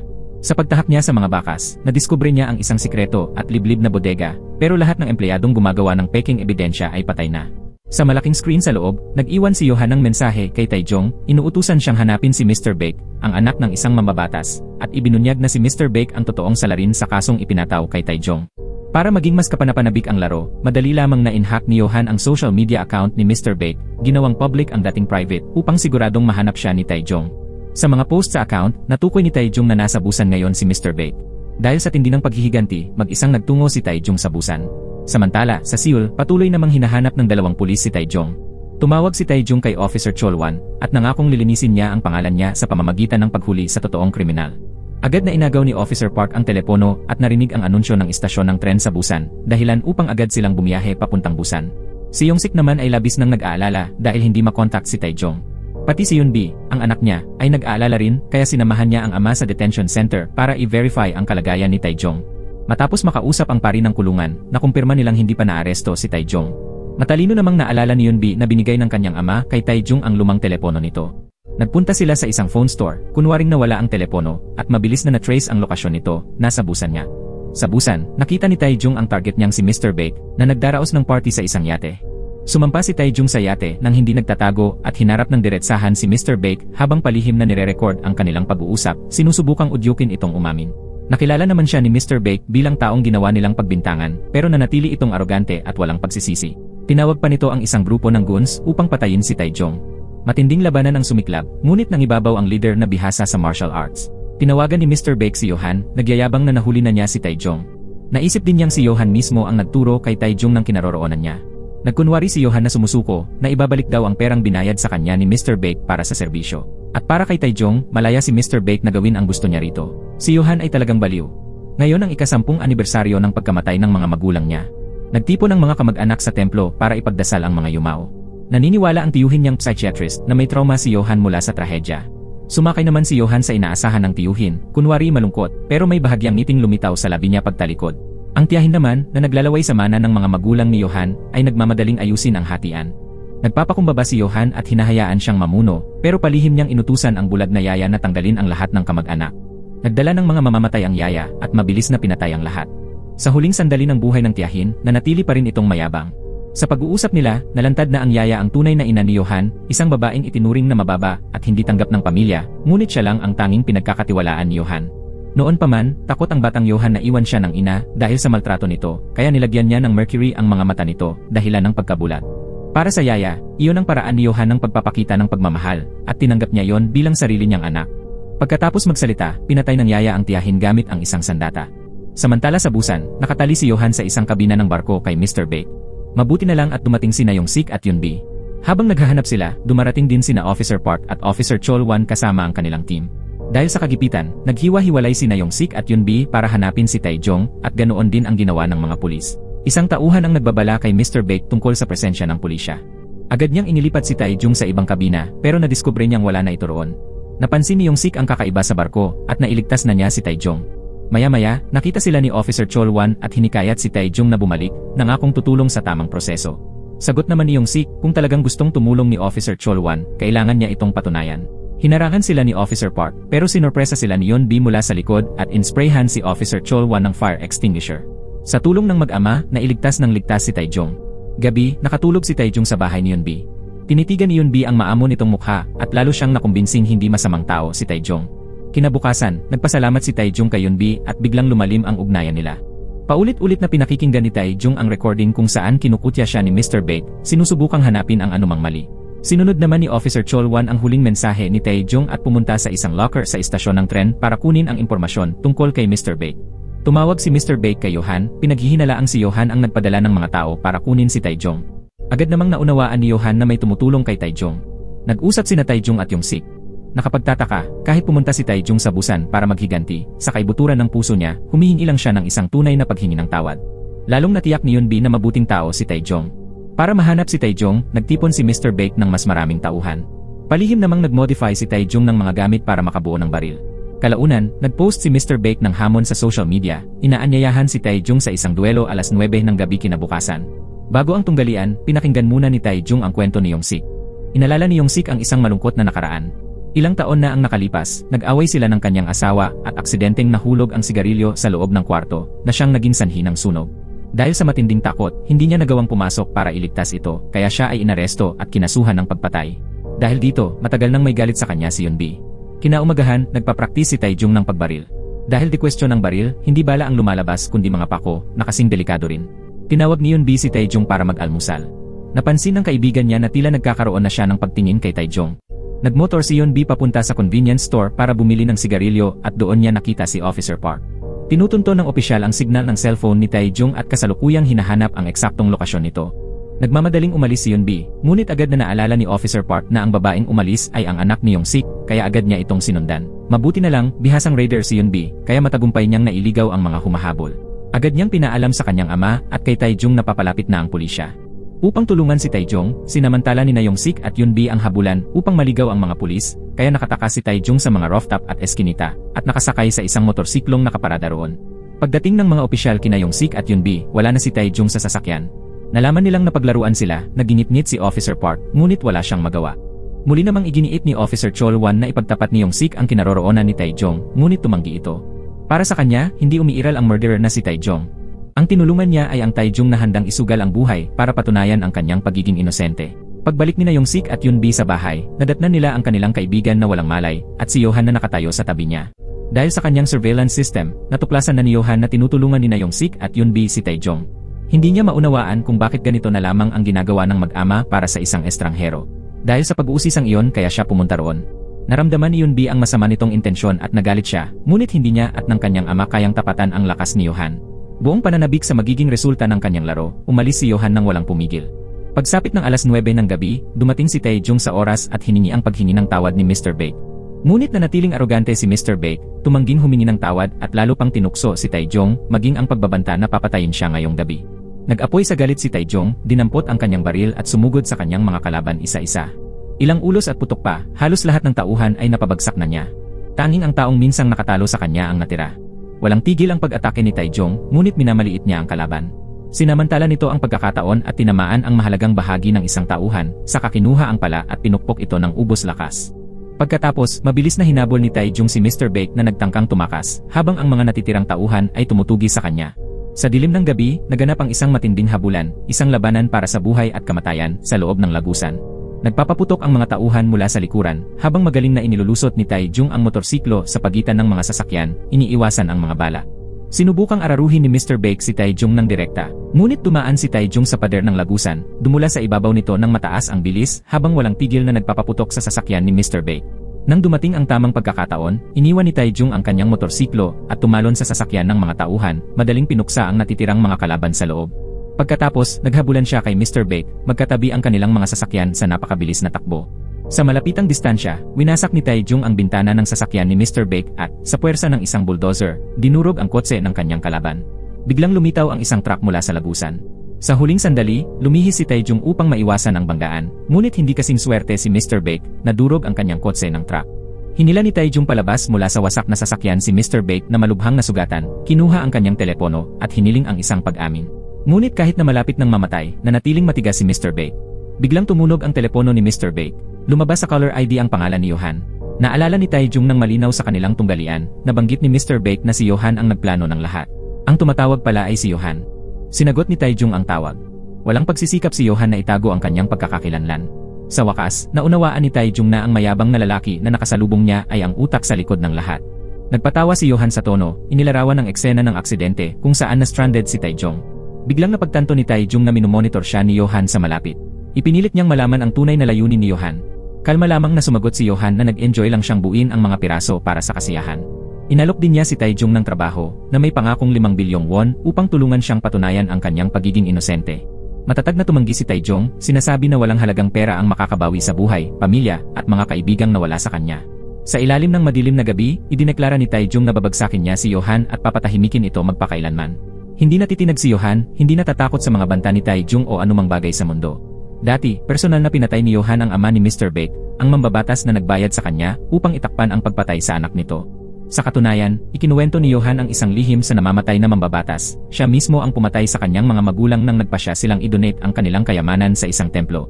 Noon, ang 6 na taong gulang na si Yohan ay kalmado niyang pinagbintangang inosenteng kriminal ang krimen, nagpapanggap bilang isang ulilang nalulungkot. Pagkatapos patayin ang mambabatas, mabilis na tinanggal ng cleanup team ni Yohan ang lahat ng bakas. Matapang na pumasok si Yohan sa bahay ni Yong-sik at sa kwarto ni Tae-jung, pinagmamasdan ang lahat bago sinusunog ang isang family photo ni Yong-sik, ang kanyang asawa, at anak na babae. Pinagmamasdan niya ito ng may kuryosidad, iniisip kung anong uri ng kontra-atake ang ilulunsad ni Tae-jung. Pabalik na sana sa Seoul sina Yong-sik at Yun-bi. Doon na pinangunahan ni Il-gok ang pulis at inaresto ang pari dahil sa hinalang pagpatay kay Senator Baek sa bus terminal. Nabigla si Tae-jung nang marinig na naaresto ang pari. Iginiit ni Yong-sik ang kanyang panig, ngunit iginiit naman ng pulis na nagbanta at nang extort siya kay Mr. Beck. Katulad ng nangyari kay Tae-jung nang siya'y maling na frame, lahat ng ebidensya ay laban sa pari. Ang uri ng papel na ginamit sa liham na nagbabanta at ang DNA ng biktima ay natagpuan sa kanyang bahay. Ang kanyang DNA naman ay natagpuan sa lugar ng krimen. Ang pampublikong abogado na itinalaga upang ipagtanggol siya ay mabilis ding sumuko. Alam ng pari na siya ay na-frame at nag-aalala lamang na baka mapahamak si Yeon-bi ng mag-isa. Ipinagbanta ni Il-gok na arestuhin si Yeon-bi bilang kasama sa krimen na nagdulot ng matinding galit kay Yong-sik. Tamang-tama sa plano, inaalok niya na kung magkukumpisal siya, palalampasin niya si Yeon-bi. Bumalik si Tae-jung sa tindahan ng electronics upang hanapin si Yeon-bi, ngunit wala siya roon. Bigla niyang natuklasan ang isang nakalantad na surveillance camera. Malinaw na sadya siyang iniinis ni Yohan. Sa sandaling iyon, narinig niya ang isang ingay sa labas. Lumalabas na sinusubukan ni Yeon-bi na punasan ang mga nakasasakit na salita na tinatawag siyang killer sa bintana ng tindahan. Umiiyak si Yeon-bi dahil mali ang akusasyon laban sa kanyang ama at nag-aalala na muli itong makakulong. Sinabi ni Tae-jung na lahat ay dahil sa kanya kaya tiyak na makakahanap siya ng paraan. Ito na ang ika-100 na macabre sculpture ni Yohan na nangangahulugang na frame na niya ang kabuwang 100 inosenteng tao. Lumalabas na siya rin ang artist ng mga eskulturang ito. Iminungkahi ng yaya na magdaos ng isang espesyal na auction upang malaman ng buong mundo ang tunay na pagkakakilanlan ng pinakamahusay na artist sa lahat ng panahon, si Yohan. Pumayag din si Yohan na panahon na para lumabas sa anino. Ipinahayag niya na gusto niya ang auction upang makita lamang ang mga nabigla at desperadong mukha ng mga taong kailangan siya. Tinawag ni Tae-jung si Yohan, hinihingi na iwan na niya si Yong-sik at ang kanyang anak na babae. Sinabi ni Yohan na lahat ay dahil sa kanya at pumayag na bigyan siya ng pagkakataong itama ang nangyari. Sinabi niya na bumalik siya sa tunnel at buksan ang emergency phone box. Nandoon ang kutsilyo na pumatay kay Ginoong Baek. Mayroon siyang dalawang opsyon. O kaya'y kunin ang kutsilyo at sumuko at bumalik sa bilangguan. O kaya'y isulat ang halagang gusto niya sa isang blangkong tseke na nandoon. Marahil ay gusto niyang gawing bastos si Tae-jung na handang apihin ang iba para lamang sa kanyang sariling kapakinabangan. Sa detention center, iniisip ni Yong-sik ang kanyang anak na si Yeon-bi. Noon, napakalapit nila sa isa't isa. Matapos siyang maling makulong dahil sa sunog at pagpatay sa kanyang asawa, madalas siyang dalawin ni Yeon-bi. Ngunit nakita niya ang mga gasgas sa mukha ni Yeon-bi. Alam niya na madalas itong tuksuhin at bulin ng kanyang mga kaibigan dahil may amang kriminal. Nag-aalala siya para sa kinabukasan ng kanyang anak, kaya pilit niyang sinabi na huwag na siyang dalawin at kalimutan ang kanyang pagkakaroon. Kung may magtatanong, huwag sabihin na siya ang iyong ama. Mula ngayon, wala ka ng ama. Lumalabas na nagdamdam na si Yeon-bi sa kanyang ama mula noon. Noong araw na siya ay pinalaya mula sa bilangguan, agad na lumipat si Yeon-bi para hindi na niya kailangang mabuhay kasama siya. Para magmukhang mas malamig ang puso, pinabayaran pa niya ang buwanang upa ng kanyang ama. Isang araw, narinig niya ang kaibigan Yeon-bi na nagtatanong kung bakit masama ang trato ni Yeon-bi sa kanyang ama, samantalang dati ay sinasabi niyang miss na miss niya ito habang siya ay nakakulong. Ngayon, alam na niya na galit lang si Yeon-bi sa kanya sa panlabas, pero sa puso niya, mahal pa rin niya ito ng labis. Kinabukasan, humiling si Yeon-bi na makipagkita kay Yong-sik. Pagkakita nila, patuloy siyang nagtatanong kung siya ba ay pinapahirapan. Binalaan siya ni Yong-sik na anuman ang mangyari sa hinaharap, kailangan manatiling malayo si Yeon-bi at huwag mag-alala para sa kanya. Ibinunyag din niya kung saan niya itinago ang perang naipon. Nang marinig ito ni Yeon-bi, na para bang aalis na siya, labis siyang nag-alala pero hindi niya alam ang gagawin. Hindi nagtagal, inamin ni Yong-sik ang mga krimen ni Yohan. Nakita ni Chol-won ang balita sa TV at agad na pumunta kay Pulis Il-gok, hinihingi na makita ang interogasyon kay Yong-sik. Sa kanyang karanasan sa pakikitungo sa napakaraming bilanggo, iginiit niya na hindi siya ang salarin. Sinusubukan lang niyang magpahayag ng katotohanan para maprotektahan ang mga mahal niya sa buhay, kaya kailangan nilang magsagawa ng mas masusing investigasyon. Siyempre, hindi pinansin ni Il-gok ang kanyang hiling at pinagtawanan pa siya bilang isang walang silbing bilanggo. Nang gabing iyon, lumitaw si Tae-jung sa harap ng istasyon ng pulisya, hawak ang armas ng krimen, inamin na siya ang pumatay kay Mr. Baek. Nagulat si Yong-sik nang makita si Tae-jung na inaaresto sa halip na siya. Nang makita ni Yeon-bi ang kanyang ama na pinalaya, napaiyak siya, pero galit pa rin siya sa kanyang ama dahil inamin niya ang isang krimen na hindi niya ginawa. Humihingi na lamang ng tawad si Yong-sik at niyakap ng mahigpit ang kanyang anak nang angakong hindi na siya iiwan pa. Gabing iyon, dinala ni Il-gok si Yohan sa istasyon ng pulisya at pinaalis ang lahat. Nagtaka ang baliw na si Yohan kung bakit pinili ni Tae-jung na sirain ang sarili sa ganitong paraan kung alam niyang tiyak namang mapaparusahan si Yong-sik. Hindi na pinansin ni Tae-jung ang tanong na lalo lamang nagpabigat sa galit niya. Dati, nagtaka siya kung sino ba talaga siya at bakit siya gagawa ng ganitong kakilakilabot na bagay sa kanya. Ngunit nang makita siya ngayon, napagtanto niyang isa lang siyang bata. Narinig ito ni Yohan at galit na umalis. Tinawagan niya ang direktor ng bilangguan at nalaman na si Tae-jung ay nakakulong na sa habang buhay at wala namang parusang kamatayan ang batas sa South Korea. Kaya ang pagkakakulong sa krimen ng pagpatay ay halos walang epekto. Iniutos niya pagkatapos na lihim na patayin si Tae-jung sa loob ng bilangguan. Kinabukasan, personal na dumating si Chol-won upang ibalik si Tae-jung sa bilangguan. Ipinilit ni Il-gok na siya ay panatilihin para sa karagdagang interogasyon, pero sinabi ni Chol-won na ito ay bahagi ng proseso. Sa biyahe, tinanong ni Chol-won kung bakit ibinigay ni Tae-jung ang mga bagay sa locker. Sabi ni Taejong, iyon ang susi sa katotohanan at siya lang ang tanging tao sa bilangguan na pakiramdam niya ay mapagkakatiwalaan niya. Tinanong ni Cholwan, ibig bang sabihin nito ay sumuko ka na? Sabi ni Taejong, hindi ko pinagsisisihan ang pag-amin para mailigtas si Yongsik. Nang huminto ang kotse sa isang rest stop para gamitin ng driver ang banyo, agad na umupo si Cholwan sa upuan ng driver at mabilis na umalis. Pinapunta niya ito sa isang liblib na lugar at binubuksan ang mga posas ni Taejong. Tumakbo ka lang ng maaga. May sasakyan na hihintay sa'yo. Gusto ko talagang gawin pa ang higit para sa'yo pero wala akong kapangyarihan. Ako'y isang warden lamang. Lumabas na matapos makuha ang ebidensya na iniwan ni Taejong sa locker, kasama ang recording ng pag-amin ng abogado. Buong-buo nang naniwala si Cholwan na maling nakakulong si Taejong. Kalaunan, aksidenteng narinig niya ang direktor na nangangako kay Johan na hahanap siya ng paraan para patayin si Taejong sa loob ng bilangguan. Kaya nga, pinanganib niya ang lahat ngayon para pakawalan si Taejong kahit alam niyang malaki ang magiging gulo sa kanya. Tumakbo si Taejong palayo tulad ng sinabi ni Cholwan. Tama nga, may sasakyan na naghihintay at ito'y walang iba kundi sina Yongsik at Yunbi. Agad na sumakay ang tatlo at umalis ng mabilis. Mag-isa namang nagmaneho pabalik si Cholwan sa bilangguan, diretsong pumasok sa opisina ng direktor at isinara ang pinto. Nagngingit-ngit sa galit ang direktor, nagbabanta na siya ay didisiplinahin, kaya sinampal niya ito. Idisiplina mo na ako. Tumawag na ako sa inspection team at sasabihin ko sa kanila ang lahat. Dinala ni Taejong si Yunbi at ang kanyang ama sa lumang bahay ng kanyang ina para pansamantalang manirahan at maging ligtas. Samantala, ipinapaalam ng direktor ng bilangguan kay Johan na pumanaw na si Taejong. Lumabas na ito ay plano ni Warden Cholwan para tulungan si Taejong. Ngunit naririnig ni Johan ang boses ng direktor at alam niyang nakatakas si Taejong. Sa kabilang banda, iniimbestigahan ni Taejong at Yunbi si Johan. Ang mga eskulturang ipinagbibili sa auction ay pala mga kagamitan para sa money laundering at pagtatakip sa mga krimen. Ang mga pagpatay ay nagaganap lahat sa loob ng 10 araw matapos ang auction at nahuli ng pulis ang suspect sa loob lamang ng 1 linggo. Eksakto ang parehong senaryo na nangyari kay Taejong. Labis na nagalit sina Yongsik at Yunbi, sinasabing durugin ni Taejong ang sakim na si Johan. Katatapos lang ni Warden Cholwan na ayusin ang ebidensya ng mga krimen ng direktor nang biglang pumasok ang mga tao mula sa inspection office. Hindi inaasahan, siya pala ang inaaresto dahil sa pagtanggap ng suhol mula sa mga bilanggo. Kitang-kita, nakialam si Johan. Kinabukasan, naganap ang Mysterious Artists Exhibition ng sobrang kahanga-hanga. Hindi pa nagkakatalo ang dami ng bumisita at nagbid. Ang ika-100 likha ni Johan ay may panimulang presyo na 6.1 billion won. Patuloy ang pagtaas ng presyo mula 6.4 billion, 7 billion hanggang 8 billion. Sa panahong ito, tanging ang yaya ni Johan at ang misteryosong bisita sa pribadong silid lamang ang matinding nagbid. Sa wakas, ang closing price ay record na 60 billion won na punta sa bisita sa pribadong silid. Pagkatapos isara ang deal, hindi na inihayag ni Johan ang totoong pagkakakilanlan at diretsyo siyang pumunta sa kwarto ng mabuting bisita na gumastos ng 10 bilyong won. Nagulat siya nang makita na ito'y isang matagal nang kakilala, si Do-kyung. Kaagad ding pumasok ang pulis at inaresto si Johan sa kasong pagpatay, pagtulong at pagsuporta sa pagpatay at pagsira ng ebidensya. Lumabas na pinayuhan ni Taejong si Do-kyung na makipagtulungan sa kanya para pabagsakin ang kanilang karaniwang kaaway, si Johan. Kahit na siya'y inaaresto, nanatiling kalmado si Johan at sinabihan lamang ang yaya niya na tumawag ng isang tao. Kinabukasan, nakatanggap ng isang utos si Joksu sa loob ng bilangguan. Samantala, natukoy ni Taejong na ang mga taong bumili ng mga estatwa ay mga makapangyarihang tao at malapit na nilang ipag-utos na mapakawalan si Johan. Kailangang makuha ni Taejong ang lahat ng ebidensya para mapabagsak si Johan at ngayon ang pagkakataon.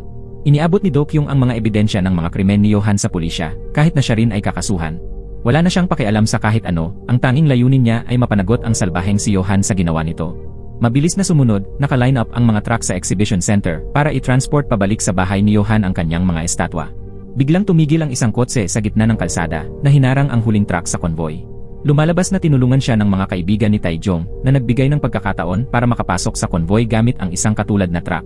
Sinabi ni Taejong kay Yunbi na agad umuwi at protektahan ang kanyang ama dahil posibleng sila ang susunod na target ni Johan.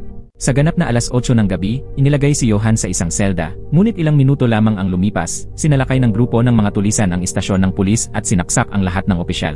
Tumakbo si Ilgok, ang tiwali na pulis, at nanalangin kay Johan na tulungan siya, ngunit hindi pinansin ni Johan, at hinayaang saksakin siya ni Joksu sa mismong lugar. Sa loob ng ilang minuto, tuluyang nawasak ang buong istasyon ng pulisya, at wala ni isa ang nakaligtas. Sinabi ni Joksu kay Johan na ang kailangan lang niyang sabihin ay nakita niya ang isang pumasok, natakot siya at tumakas. Bilang kapalit, gusto lamang niyang malaman kung nasaan si Taejong para makapaghiganti. Paglabas sa istasyon, sinabi ni Johan sa babaeng Chino na asikasuhin si Yunbi at ang kanyang ama habang siya ay magmamadaling pumunta sa ospital para harapin si Do-kyung. Sa oras na ito, nakalusot na si Taejong kasama ang mga transport workers para makapasok sa mansyon ni Johan. Tulad ng binalaan ni Taejong, umuwi si Yunbi at natagpuan ang kanyang ama na tinusok sa dibdib ng babaeng Chino.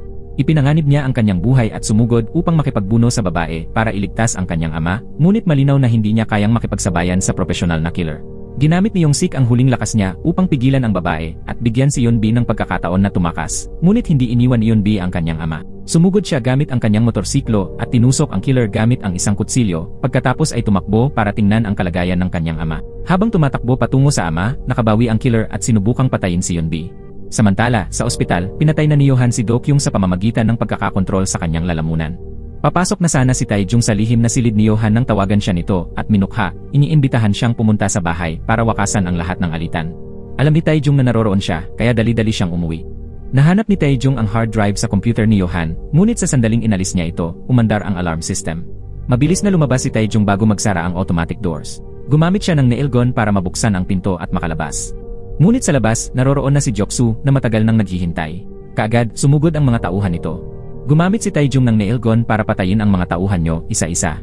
Pagkatapos mamatay ang mga alipors, kinuha ni Jok-soo ang isang crossbow at sumugod.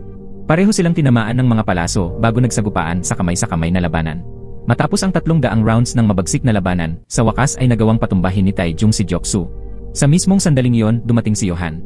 Kalma niyang iniinom ang kanyang alak at kinutya si Tae-jung sa pamamagitan ng panlalait. Sinabi niya na nakaset na self-destruct ang mga hard drive na hawak nito at lahat ng ebidensya ay nasa espada sa kanyang kamay. Lumalabas na hinala niya na babasagin ni Tae-jung ang lugar para hanapin ang ebidensya. Handa na sanang labanan ni Tae-jung si Yohan nang dalhin ng babaeng Chino si Yeon-bi papasok. Pinilit ni Yohan si Tae-jung na patayin si Jok-soo pero itinapon niya ang kanyang kutsilyo at pinilit si Yohan na pakawalan si Yeon-bi. Tumawa si Yohan, sinasabing hindi siya kaya maging kontrabida, at biglang hinugot ang espada at sinaksak si Jok-soo, pinatay ito sa lugar. Agad pagkatapos, biglang hinataw niya ang espada, hiniwa ang hita ni Tae-jung. Ipinakita niya na pagkatapos patayin si Tae-jung, ibibintang niya ito kay Yeon-bi. Biglang kinuha ni Tae-jung ang kutsilyo. Ginamit din ni Yeon-bi ang pagkakataon para makawala. Agad na sumugod si Tae-jung at tinalo ang babaeng Chino. Hinahampas na parang baliw ni Yohan ang kanyang espada at hinahataw si Tae-jung. Sa huli, naagaw ni Tae-jung ang espada sa kamay niya at paulit-ulit siyang pinagsusuntok. Bagamat nabubugbog na si Yohan, patuloy pa rin siyang tumatawa ng parang baliw. Binuksan niya ang recording, pinapanood ni Tae-jung ang brutal na pagpatay sa kanyang kapatid. Nakita ang sakit ni Tae-jung, mas lalong tumawa si Yohan. Sa galit, sinaksak ni Tae-jung si Yohan sa balikat at itinulak sa screen. Pero hindi niya ito pinatay, kumuha lamang siya ng hard drive na may ebidensya at umalis. Sumisigaw si Yohan ng baliw, hinihikayat si Tae-jung na patayin siya. Ngunit alam ni Tae-jung na kapag pinatay niya ito, magiging halimaw lamang siya. Buhayin at bayaran mo lahat ng ginawa mo, sabi niya, at sinuntok si Yohan hanggang mawalan ito ng malay. Hindi inaasahan, pagkatapos niyang umalis, nasunog ang bahay ni Yohan. Kinabukasan, iniulat sa TV na namatay si Yohan sa sunog sa bahay niya. Na-expose ang kanyang mga krimen dahil sa isang anonymous na impormante at sa confession ng direktor ng bilangguan. Mabuti na lang, nakaligtas si Yong-sik. Binuksan ang retrial na may kumpletong ebidensya at idineklara ng korte na inosente si Tae-jung. Ang tunog ng martilyo ng hukom ay parang pagbagsak ng mabigat na bato sa balikat ng isang lalaking nagdusa ng labis na kawalan ng katarungan. Sa araw na bumisita siya sa labi ng kanyang ina at kapatid, isang puting paru-paro ang patuloy na lumilipad sa paligid niya, hindi umaalis. Lumipas ang 6 na buwan at bumalik sa normal ang buhay. Handa na sanang muling buksan ni Tae-jung ang kanyang plant cafe. Nasa tabi niya si Yeon-bi, ang kanyang ama, at mga malalapit na kaibigan, tumutulong sa paghahanda. Dumalaw din si Warden Cholwan, nagdala ng halaman bilang regalo sa bagong bahay. Sa gabi, matapos ang mahabang araw ng trabaho, nagtipon-tipon ang lahat, kumakain at nag-enjoy. Tapos na ang unos, at ngayon ay panahon na para masiyahan si Tae-jung sa buhay na nararapat sa kanya. Isang mainit na wakas para sa mga taong nakaranas ng labis na sakit at pagkawala. Sa isang lugar, mukhang buhay pa rin ang baliw na si Yohan. May isang lalaking nakaupo sa harap ng screen, na para bang handang simulan muli ang laro. At dito nagtatapos ang pelikula. Maraming salamat sa panonood. Hanggang sa muli, paalam.